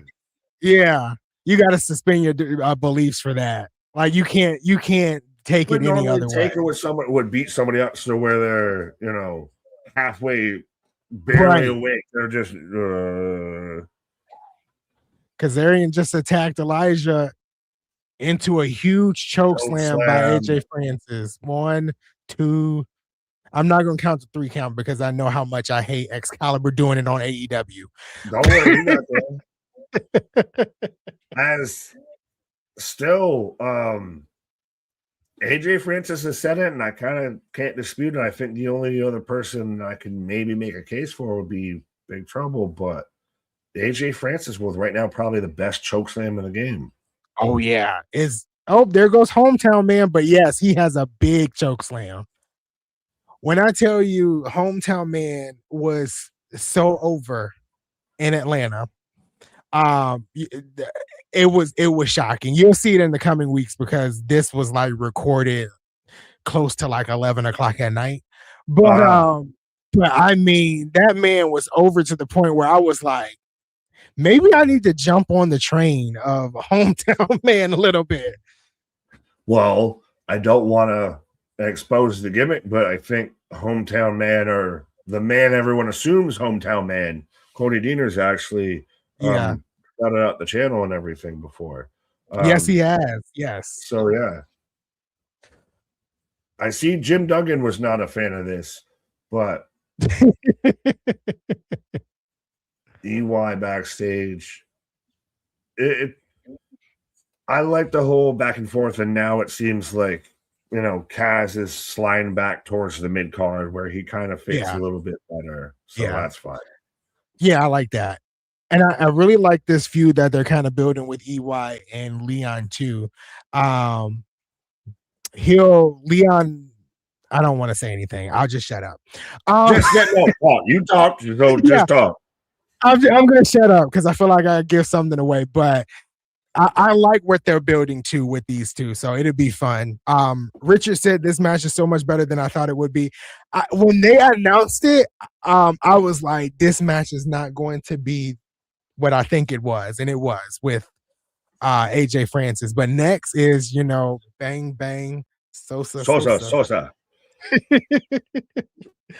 But that's the thing is I hope they sign this kid because they're hyping him up all the way of just throw money at him. Whatever you got you got money on tap now because De Lander and Mance walked away. So you got money available. I was about to say that. Like, I'm a part of like a few TNA group chats, and that was the first thing someone said when Steph De Lander and Mance walked away. They were like, well, they got money for Sosa now. You got money on the salad cap. Sosa, they got him in the book. Yeah. I'm dancing. So I do the most like just guy in the corner dance moves of just all shoulder shit and everything. All shoulders, no like hips, free my movement. Hips don't lie, my guy.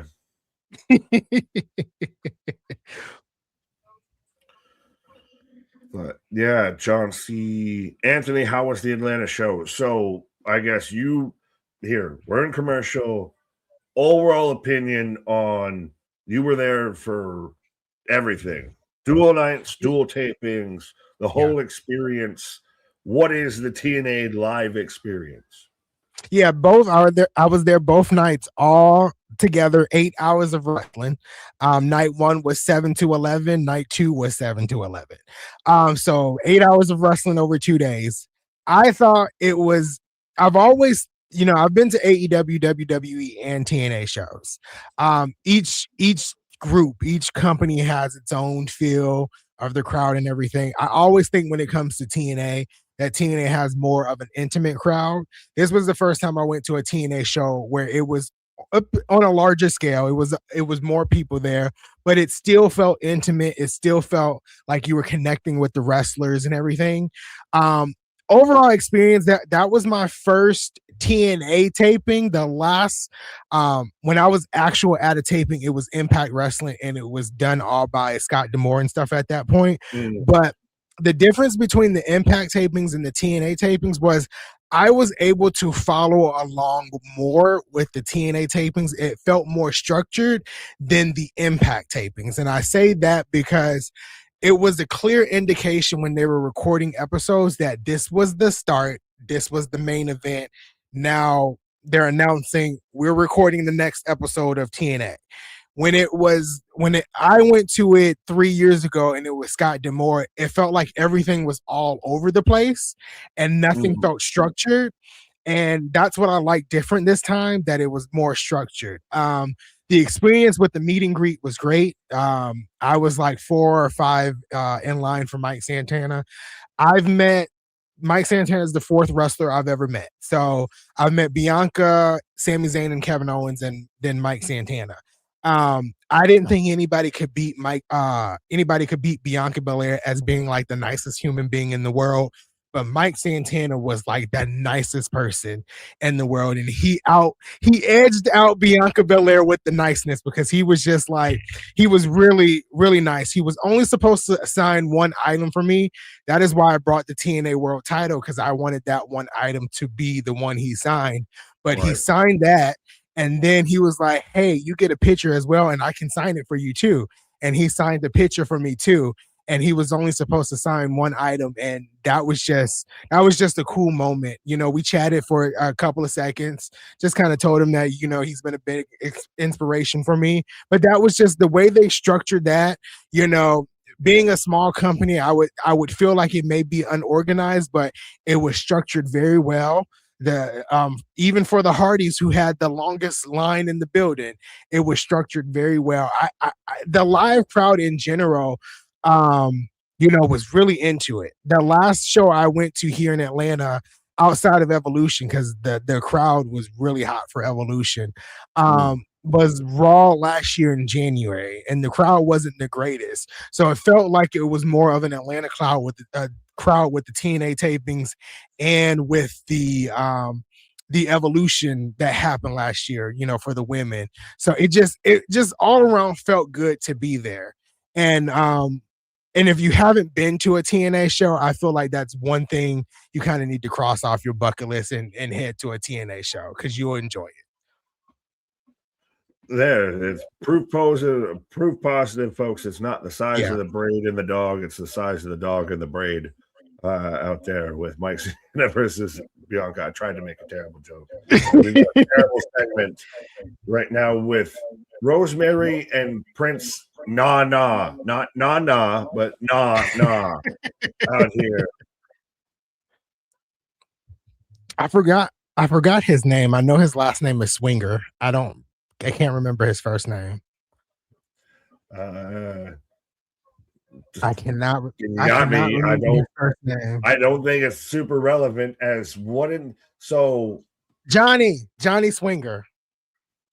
But you have Alicia Edwards, you have Ryan Nemeth, and you have Zaya Brookside, all in, I don't know, King Fembot attire from Austin Powers, a reference you won't get because you haven't watched those movies.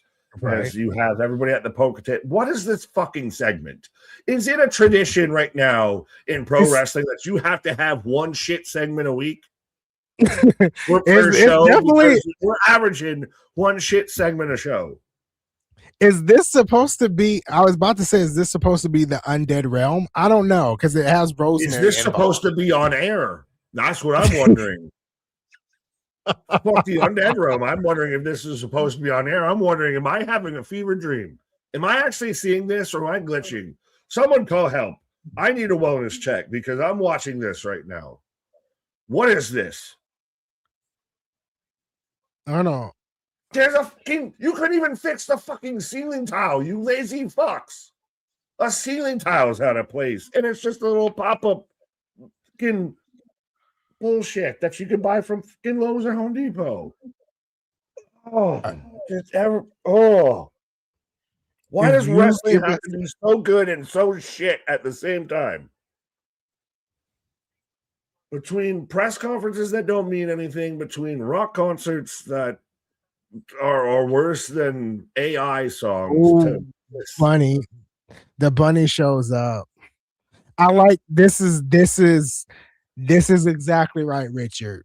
This feels like a 2019 TNA segment. You're exactly right.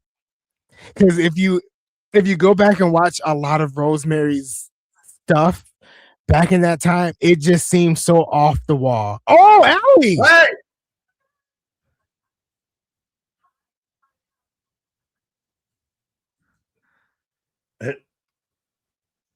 To be continued. Back? I assume. All right, here we go. Ricky Sosa. Rosemary to Sosa.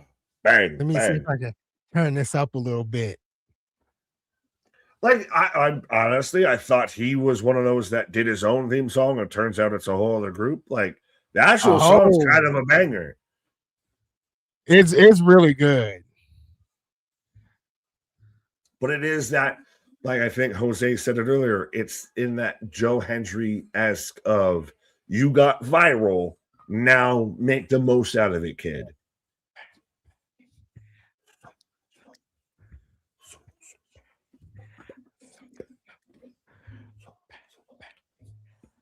But he's up there with, I mean, think about it. Your two best entrances right now, your two most over acts in pro wrestling are Ricky Sosa and Trick Williams. Whoop that Trick and Sosa, bang, exactly. Bang, two most over things because it's crowd participation.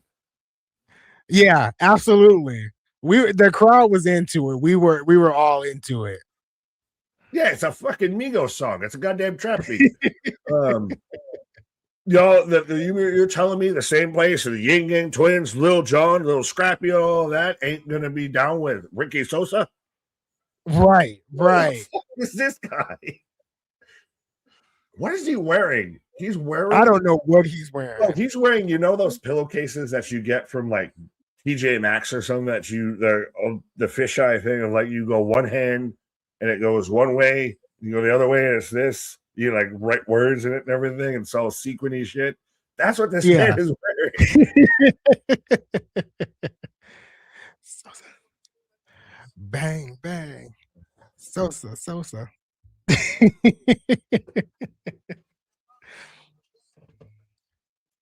Evil Ty Dillinger is who he's facing right now. And Dr. Strange Dillinger. Doctor Strange. I like that. The thing is, though, too, is Sosa has that size of it to him and everything. Like, he's not the super physique. He's very a la Trick Williams comes in, is an athletic dude, a tall dude, lanky dude, that's super athletic, that has the charisma behind him.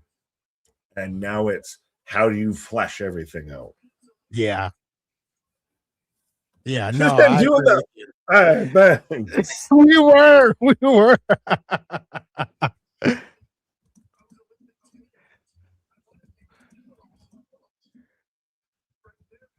I feel bad for the people that sat behind me because I stood up a lot, but it is what it is. My guy, you don't have big in your name. It's not like you're out there like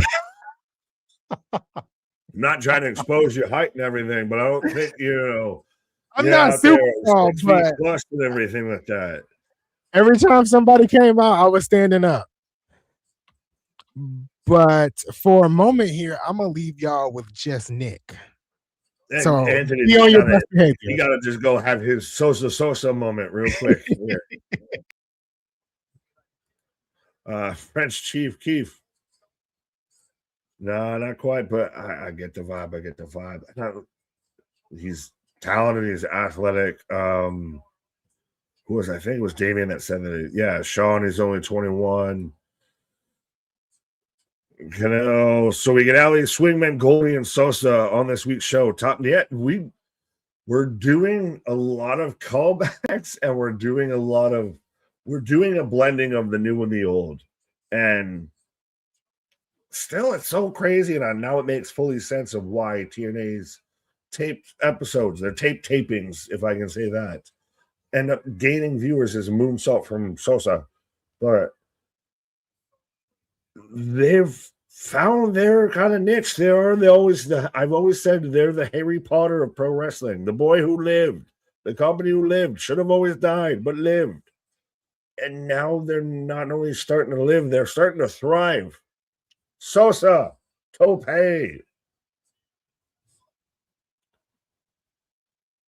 Oh, we're going to go to commercial. We're going to let this man soak it in.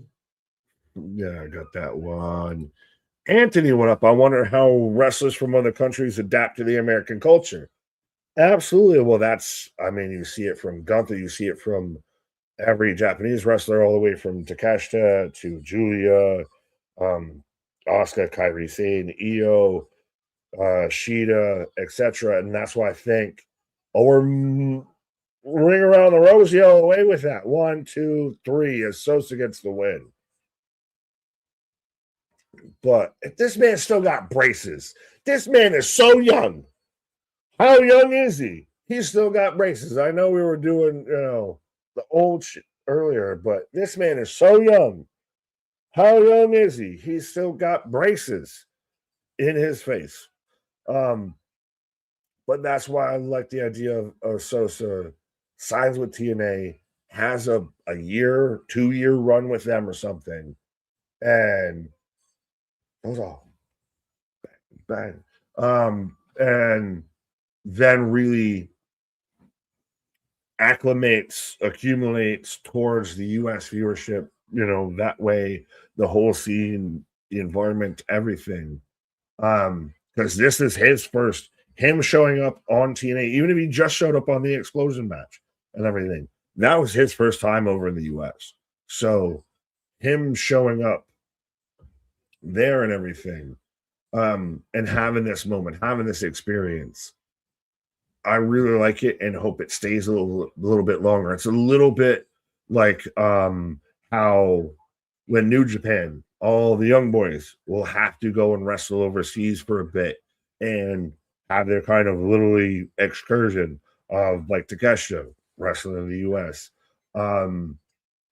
It's how you'll see certain people that'll actually do the complete opposite and go and wrestle in Japan for a bit and everything. Christ, your David Finleys, your Gabe Kids, how many other people, Zack Sabre Juniors, that end up staying with like a New Japan because they go and have their experience over there of Omos. Why I blinking Tavion Heights. I almost wanted to call him a knight or something out there. There's too many different similar sounding names, but how many of those guys? Hank and Tank had their whole excursion over to Noah. So I like that cross-continental trading of talent because it's an exposure all the way around. Devin, what up? MDB's I've seen MDB a while, but I haven't seen him in a minute. But America has no culture beyond what adapts from others, so it's easy. I mean, fair enough. I mean, if you want to be completely sour, French fries, hamburgers, all of that. We got a culture. It's just not maybe a deep one or a diverse one. Now we're going to get a culture wars over wrestling. Brad Attitude is the opponent for Ricky. Thank you, Damien. I'm glad I managed to click on that after he had already lost. But yeah, Brad Attitude got a bad attitude from Sosa. Kyle. So far, Sosa is so. The pun was already there. Yeah, I can't knock you for having to do the joke there. Sosa wins. Jose, America has no culture. Are we just also, though, slightly kind of just the ultimate melting pot of give me your tired, give me your poor, all of that? I mean, Christ, I think everybody at this point is a mixture of all cultures out here. So are we just the giant melting pot? So Ricky Sosa pretty much said, I'm going to convert Chief Keef to a professional wrestler. Yes and no. I mean, he was already like, it's not just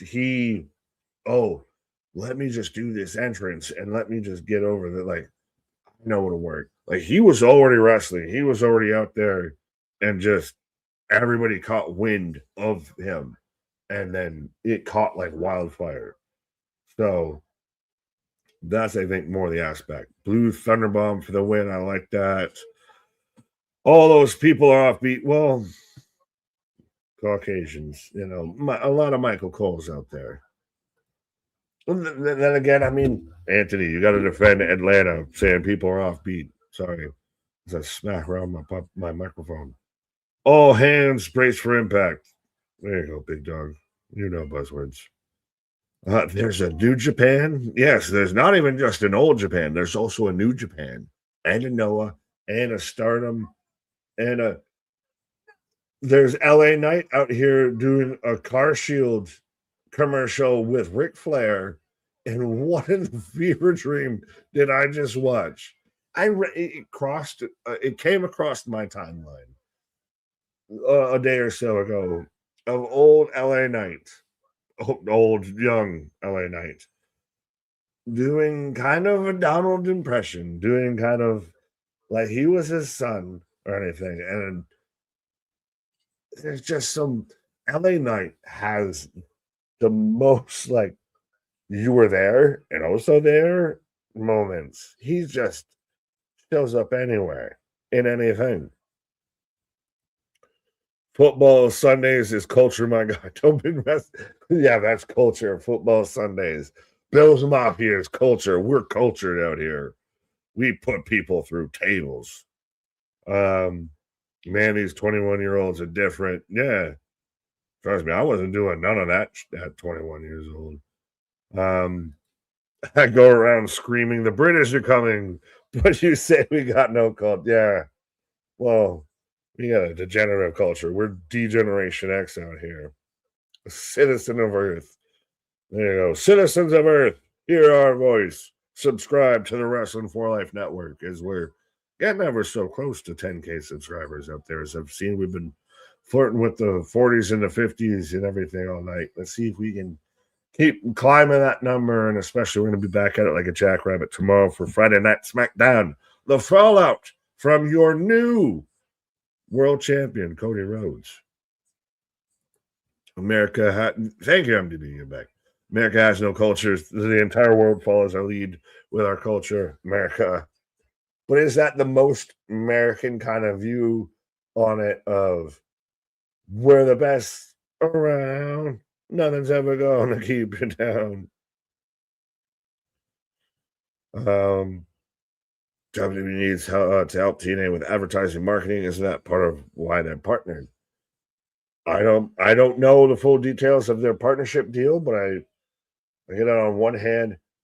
Who the fuck is this husky bastard? So you have Eddie Edwards, Brian Myers, Cedric. Shout out Cedric. He actually shared our call out. But who in the Sammy Callahan fucking jelly roll is that guy out there with them? But we're getting the Atlanta Street Fight as your main event tonight, folks. And surprise, shocker that, a show built to its one stip match on the card as your main event. Holy, it's almost like logic took over. There's a New Mexico. There's a New England. Trust me, I live in the New England, even in a New Hampshire. I have never heard of a Hampshire or an Old Hampshire, but I live in the new one. So moving on up to the east side, my guy. America has no culture. I just watched a kid from Belgium yelling Sosa, Sosa, bang, bang, because of Chief Keef. Chief Keef has gotten more love tonight than I think in recent memory. Now you're going to just have me listen to this man. I'm going to be listening to drill music all night now because of this. Or am I going to just go Atlanta Yin Yang Twins? Which question? I know I can't do the polls. Chat question here is Anthony's pause for the cause here. Actually, I won't even offer one because I was going to mention GZ in this, but GZ wins all. Same thing with TI, which still surprising that TI versus 50 Cents, a beef that's happening in 2026. But Lil Jon or Yin Yang Twins, pick one. Who are you listening to right now if you had to pick? Lil Jon or Yin Yang Twins? I know Lil Jon's got the wider, catalog, but don't sleep on the Yin Yang Twins. Just might be subtle, own little personal thing, but yeah, Yin Yang Twins were pretty solid. As we're underway with the Atlanta Street Fight, so folks, let us know who you got for this match. Whether you got Moose or Cedric Alexander. Like I said, I'm gonna go Cedric because Cedric showed us some love. He shared out the call out and everything. So still the system. Moose is the guy. Moose is your one of, if not your soon to be, should be top guys. But I don't know if Moose is going to be done with the system this quick. We see you, Bills Mafia. Bills fan of legit blue-collar, hardworking gas station attendants, dairy farmers, factory working lumberjacks, the real ones. I'm from Buffalo. Well, there you go. Shout out. Let's go, Bills Mafia. I think Thursday has become the Bills Mafia stream, but because I know even though Anthony lives in Atlanta, his whole family's Bills fans. I'm clearly a Bills fan, but yeah, shout out Bills Mafia. God bless. Let's go Bills. That sounded though like the most AI of a comment. Nick is Bear Bronson. Bear Bronson. I'm backing Bear Bronson already. I'm putting him up for a category for the Golden Cages of breakout star of the year. Of if not even with 2025, what he's already done so far. He is a guy that TNA is going to be very glad that they snatched up early. That's a guy that is, to me, going to be a sleeper by the end of 2026. More wrestling fans are very much going to know the name Bear Bronson and respect him as the talent that he is. Because from seeing him in GCW to seeing him on the independents, like, even had no issue to where his partner got caught up in the controversy and everything. This guy's been the guy for a bit. He's really fucking found it, I feel. John Cena, got you. Orchard Park was literally built in the middle of Acorn Field right across from a dairy farm. Well, there you go. Well, now we're about to get the new Highmark Stadium. We're going to get the debut of a stadium out here. We're getting dueling chairs. Dun, dun, dun, dun, dun, dun, dun, dun. Strike me now, Vader. So Cedric loses the duel, but how do you manage to get a low blow in on somebody with a steel chair? And in New England, they don't just drink tea, they drink Long Island iced tea. No, it's iced coffee, my guy. Your pal from Boston, Anthony. If that is not your fucking ringtone for any time Boston messages you, it needs to be.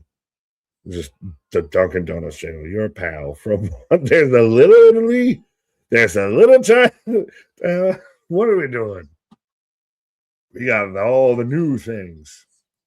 Guardian went up. 2 Chainz could give anybody from Atlanta a run for their money. You got me trying to remember. No, well, is T-Pain Atlanta or is T-Pain Florida? Which does he claim? Because isn't Freak Nick always in Atlanta? What are we talking about? Outcast. Speaking of an outcast, but the big boy to my Andre 3000 out here. But yeah, I think we just started going through Atlanta hip hop and everything. I'm the wrong person to talk to about that. The Atlanta crowd, first and foremost, got called into question of being on rhythm. Wait, who said that? I gotta expose yourself. I don't know if it was MDB, Jose. Somebody in the chat said, might have been Richard, might have been a Paul, might have been Peter to pay Paul, said that the Atlanta crowd was off rhythm with the Sosa, bang. I don't think we were. I don't know.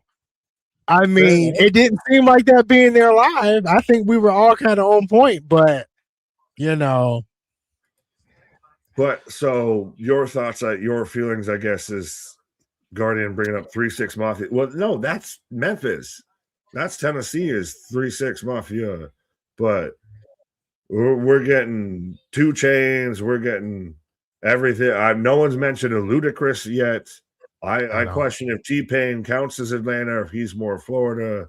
I don't know anything at all. Fair enough. Anthony doesn't have the hip-hop. I don't know anything at all. I'm in the dark there with the hip hop stuff. So Nick put an S on the end of 50 Cent. Oh no. Well, I don't know if you even know this, but in the year of our Lord 2026, T.I. and 50 Cent are having a rap beef. You had no clue. Fair enough. I had no clue. I listen to a lot of country music, and that's where it made me want to roll. I'm a country music fan, and then I listen to, I guess it's called alternative rock, like with Skillet and Red and 1,000 Foot Crutch and Decipher Down. Yeah, that's I don't know nothing about hip hop or anything. I know one Drake song, and that's God Plan. We got you out here swearing. We got you cursing. Now we're going to introduce you to hip hop and vitamin powers. We are just corrupting Anthony. Folks, tune in for the corruption of Ringsider Anthony on these streams. I will, I guess, gladly play the devil on your shoulder. Yeah, I know nothing about all that other stuff. Don't worry, Boston's proud of me. I said your ringtone for when Boston texts you, because we all know he texts you. We know. Needs to be your pal from Boston of the Dunkin' Donuts, commercials and everything. No, I know exactly what you're talking about. I almost dropped everything over here. I know exactly what you're talking about. I mentioned Boston. You got all hot and flustered out there. You're dropping everything. No, but I know exactly what you're talking about. I have to look into that, making that the text tone. Heather, what up? Brandon, I see you out there. As we are also on the Twitch. We got the Instagrams, we got the Twitters, which I know we had talked about this, and I mentioned it briefly. Folks, back up your social media profiles, because the Twitter apocalypse can happening right now. Everybody left, right, and center is just, you're a bot. You're a bot. You're a bot. You get suspended. You get suspended. Or get I've been here. I'm John Connor. I'm the Terminator coming back to warn everybody. I've been suspended like 3 times already. Yeah. This shit was coming. So Damien says next week Moose goes one-on-one with Brian Myers. Dang it. I say dang it because I'm going to shut up.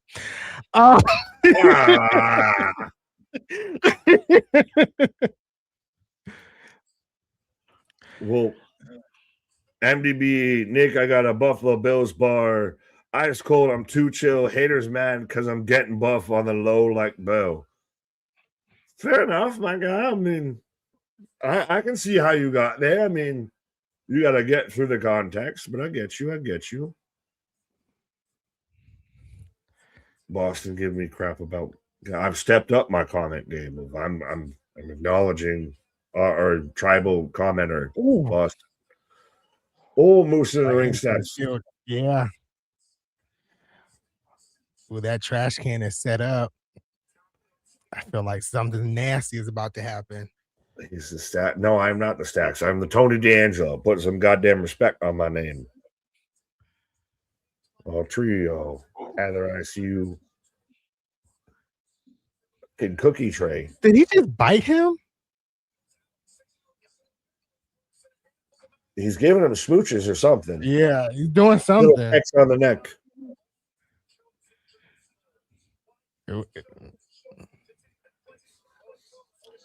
So MDB down here. No, go ahead. Trust me, I was just playing through. Go ahead. Says I'm about to put on my Drake jersey and be upset at Anthony. For what reason? Because I know one Drake song. Oh, there goes Alicia. There goes Nick's favorite person in the world. His favorite knockout in the division. Don't worry. I think I might be going for a brief minute here, real quick here, just because I gotta cleanse the palate here. As Nick takes a pause and leaves me by myself. Ooh, Alicia just hit a nasty slap on Cedric with Moose with the boot.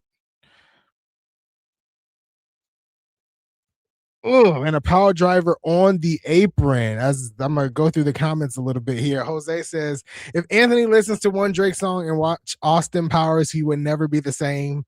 I mean, I've listened to one Drake song. I might have listened to 2, but I just know one off the top of my head, and that's God's Plan. So, but the Austin Powers thing, never happening. Never happening. Ronan says, onto the apron, talking about that big powerbomb spot.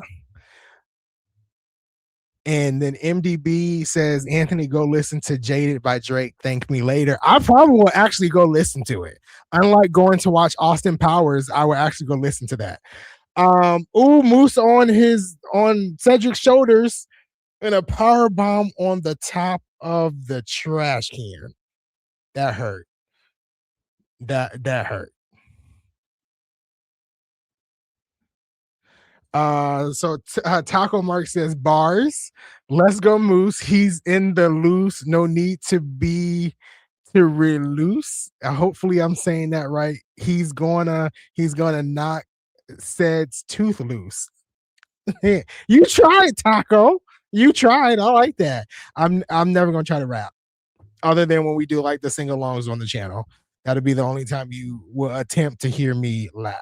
I mean rap. I'm sorry. I said laugh for some reason. Attempt to hear me rap.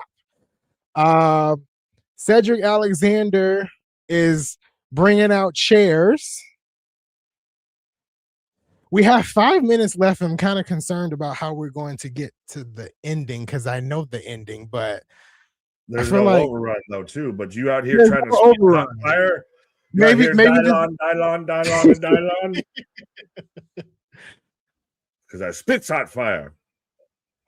Cedric was so mean to the crowd. We just kept chanting, "We want tables," and he just brought out more and more chairs. So, is that funny that that's a heel tactic now? It definitely is.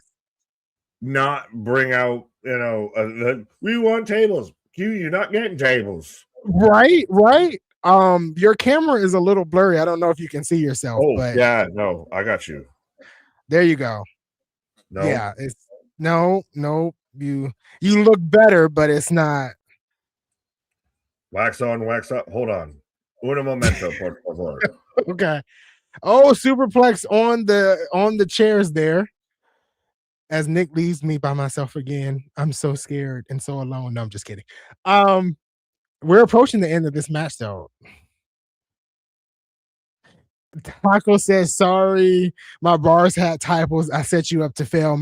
Yes, you." And I'm not a terrible reader. I just don't know how to pronounce certain words. So yeah, you definitely set me up to fail.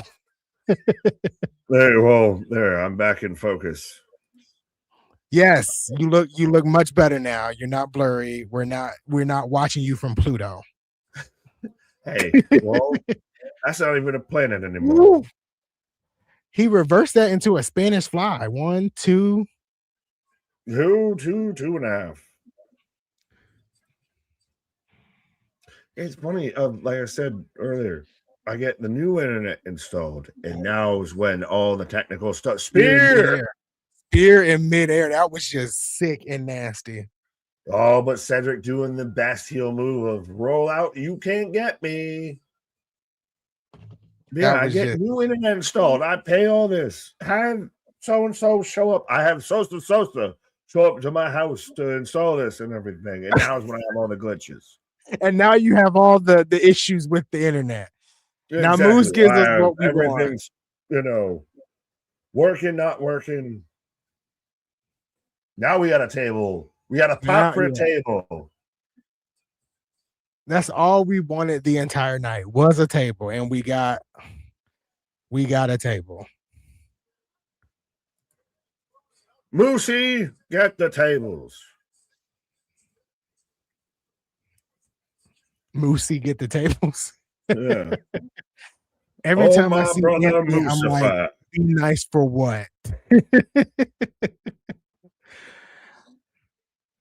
Moose setting up the table in the corner. That am what I am. Exactly. MDB know that we just have a lot of hate for one another, and that's how it is. Oh, Moose was about to go through that table. Back elbow. Ooh, into the chair. It's 10:59. Are we getting an overrun? A small overrun? One? I don't know. Oh, he kicks out at 1. Moose. Look.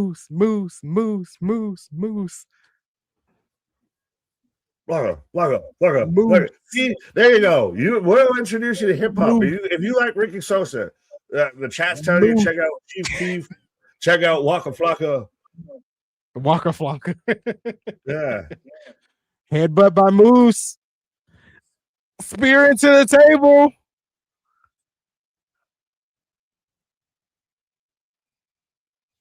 One, 2, 3.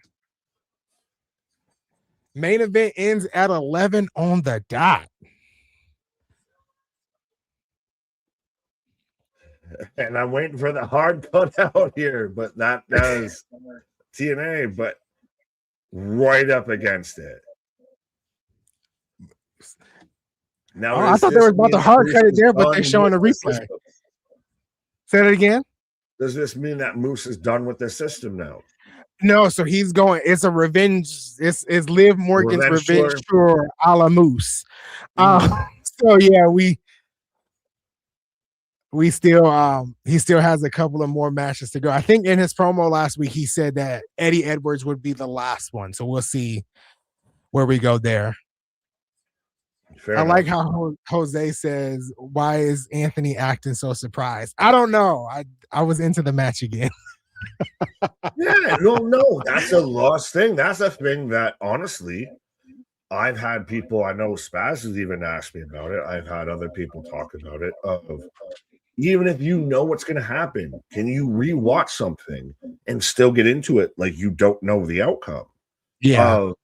Like anytime you rewatch a movie, you rewatch a TV series or anything. Anytime you rewatch anything, I already done seen it. I already know what's going to happen. But can you still get back into that moment like you don't know? And there's certain times where like I rewatch, and not anything wrestling related, but I rewatch certain shows and I miss things that I watched like the first time. And so, and I'm reshocked, or I forgot and I'm reshocked. Right? I've gone to a football game and forgot who won. Trust me, before the Super Bowl, just so I could see something with the Bills. Me and the missus literally watched the playoff game against them from the Raiders from the last year. Right? Maclin's story is a bit weird to me. Should have made him do a gut check match to get his contract for the win or for the title match, but very solid Impact to me. 7 out of 10. I like that. So yeah, get your ratings in, as Impact has officially went off air for tonight. So what you thinking, Nick? How you feeling? Well, right now I got The Fifth Element, which is a good movie of a bygone era. But I'm not giving it a 5. I'm not giving it a 5th. 7 seems pretty solid.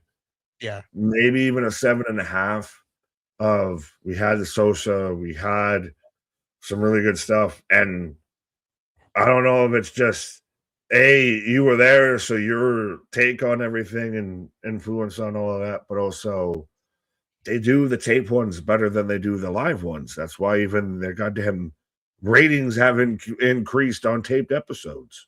Yeah. So, I'm at a 7.5. No, really no higher than a 7.5. I did. I think the Indy Hartwell match, like, it is what it is, but I did like the Trey Miguel match. The main event was great.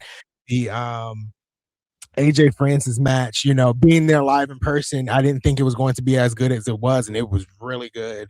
The only downer parts of tonight for me was the anything that involved Ariana Grace.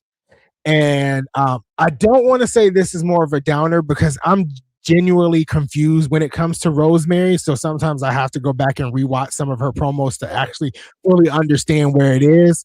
So I'll say right now it's a downer for me with Rosemary segment, but I'll go back and watch, and it could potentially change. But those were the only 2 down parts for me.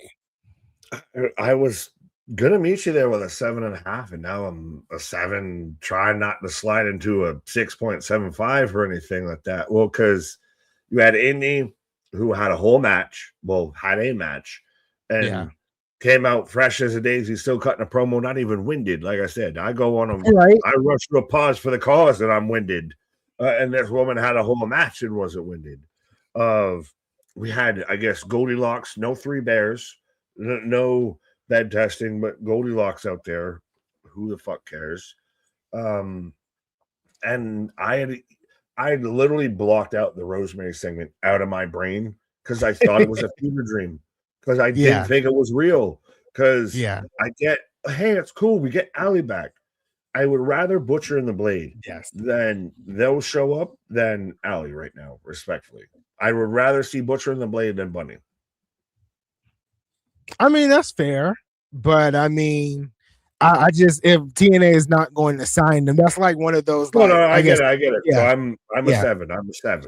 I'm still trying. That's why I have to kind of watch the segment back because Ali died. You know, storyline wise, Ali was stabbed by Sue Young and died in Rosemary's And Arms Mickey back in James was thrown 2019. in front of a train, and she's So still I'm fine. like, how are we bringing Ali back? So that's why I kind of have to rewatch that, you know, and see how that transpired. But yeah, I'm 7.5. I'm cool with a 7.5 tonight. I really enjoyed it. I enjoyed it a second time, already being there and enjoyed it one time. So yeah, you're pulling the magician trick out there. You were in 2 places at the same time, my guy. right. This is a 7.5 out of 10 for me. Lots of fun matches tonight. I didn't find myself bored for most of it. 6 out of 10. Sosa banged. 7 out of 10. 7 out of 10. Again, folks, let us know your rating out of 10 as tonight. This ends, TNA of we're what? One more show, go home show, and then sacrifice? Two? Yeah, one more show. So we got one more show, go home show, and then sacrifice. You're absolutely right. Yep. Good 6-man match, good AJ match, good main event, and Ali is back. So yeah, those are all good points right there. 7 out of 10. So there you go. Seems like everybody's kind of in the same ballpark tonight. 7 out of 10. I think MDB gave it a 6, but we don't care about his rating, so he's not important. Well, 7.5 of Anthony answer my question. What was your question? What was your question? Well, I think he asked if I knew who Mary was. Yes, I know who Mary is. Like, I know who they are. Nick doesn't. He's so confused. He's like, I've never heard of Mary. They're a gospel. Yeah. Fair enough. Well, this little light of mine, I'm gonna let it shine. This little light of mine. I think we're about to turn the lights off out here in Georgia, my guy. Yes. It seems everybody's in a general consensus of around a 7, so at least 2 points higher on a taped episode than they were on their live episode. The tape episodes be hitting for me. They really do. I mean, I think they hit for a lot of us. I'm, looking at Twitter now, and people are saying, well, at least in the groups that I'm in, like they hit it tonight. Tonight was really good. So yeah, it's just. It's something with those tape shows, and I guess because they've been doing it for so long, it's just it's what's worked for them for right now. I'm chuckling at this. Hashtag ethnic, but yeah. The last thing I guess I'll read, unless you got something of. No, obviously, he has something going with his entrance in the future. If he makes it to the big time, Chief Keef absolutely has to walk him out to WrestleMania. No ifs, ands, or buts. So now it's Javon and the Migos versus Sosa and Chief Keef. I guess so. That could be something. That definitely could be something. Special guest referee Jelly Roll. Right? Jelly Roll Jelly Roll would probably be the one. Jelly Roll would definitely probably be the one. I'm done being, I guess, ethnic, and I gotta go wash the back of my neck. I don't know.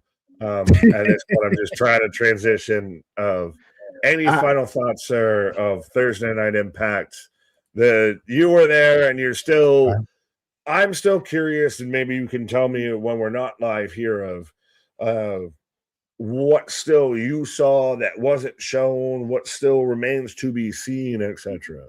So yeah, I'll definitely share that with you off stream. I really thought it was going to be next week, but that's going to apparently be on the Go Home show. So I'm excited for that. So It's hard for me. Like I said to you guys earlier in the chat, earlier in our group chat, and what I said to Boston, it's very, very hard for me to not spoil anything. I've been doing a great job tonight.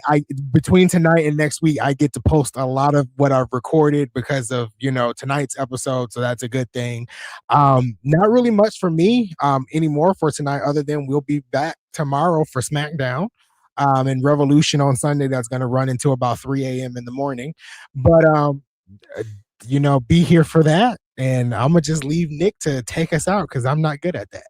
No, you're good. Oh, trust me, I done shoehorned everything out here, my guy. But yeah, we got all the spoilers on the spoilers of join the WFU out there. Of again, down with the IWC. Of we're not advocating of I don't want to be on TV, and then I show up on TV, and don't want to show biases, but I'm very much on one company's side. But yes, we will be back at it like a jackrabbit tomorrow for Friday Night SmackDown. The fallout from Cody, three-time World Heavyweight Champion. Jaylee roll out here, but our shit is real, our shit is raw, our shit is all authentic. When you're talking about that wrestling, you're able to put that full life with it. See you tomorrow for SmackDown.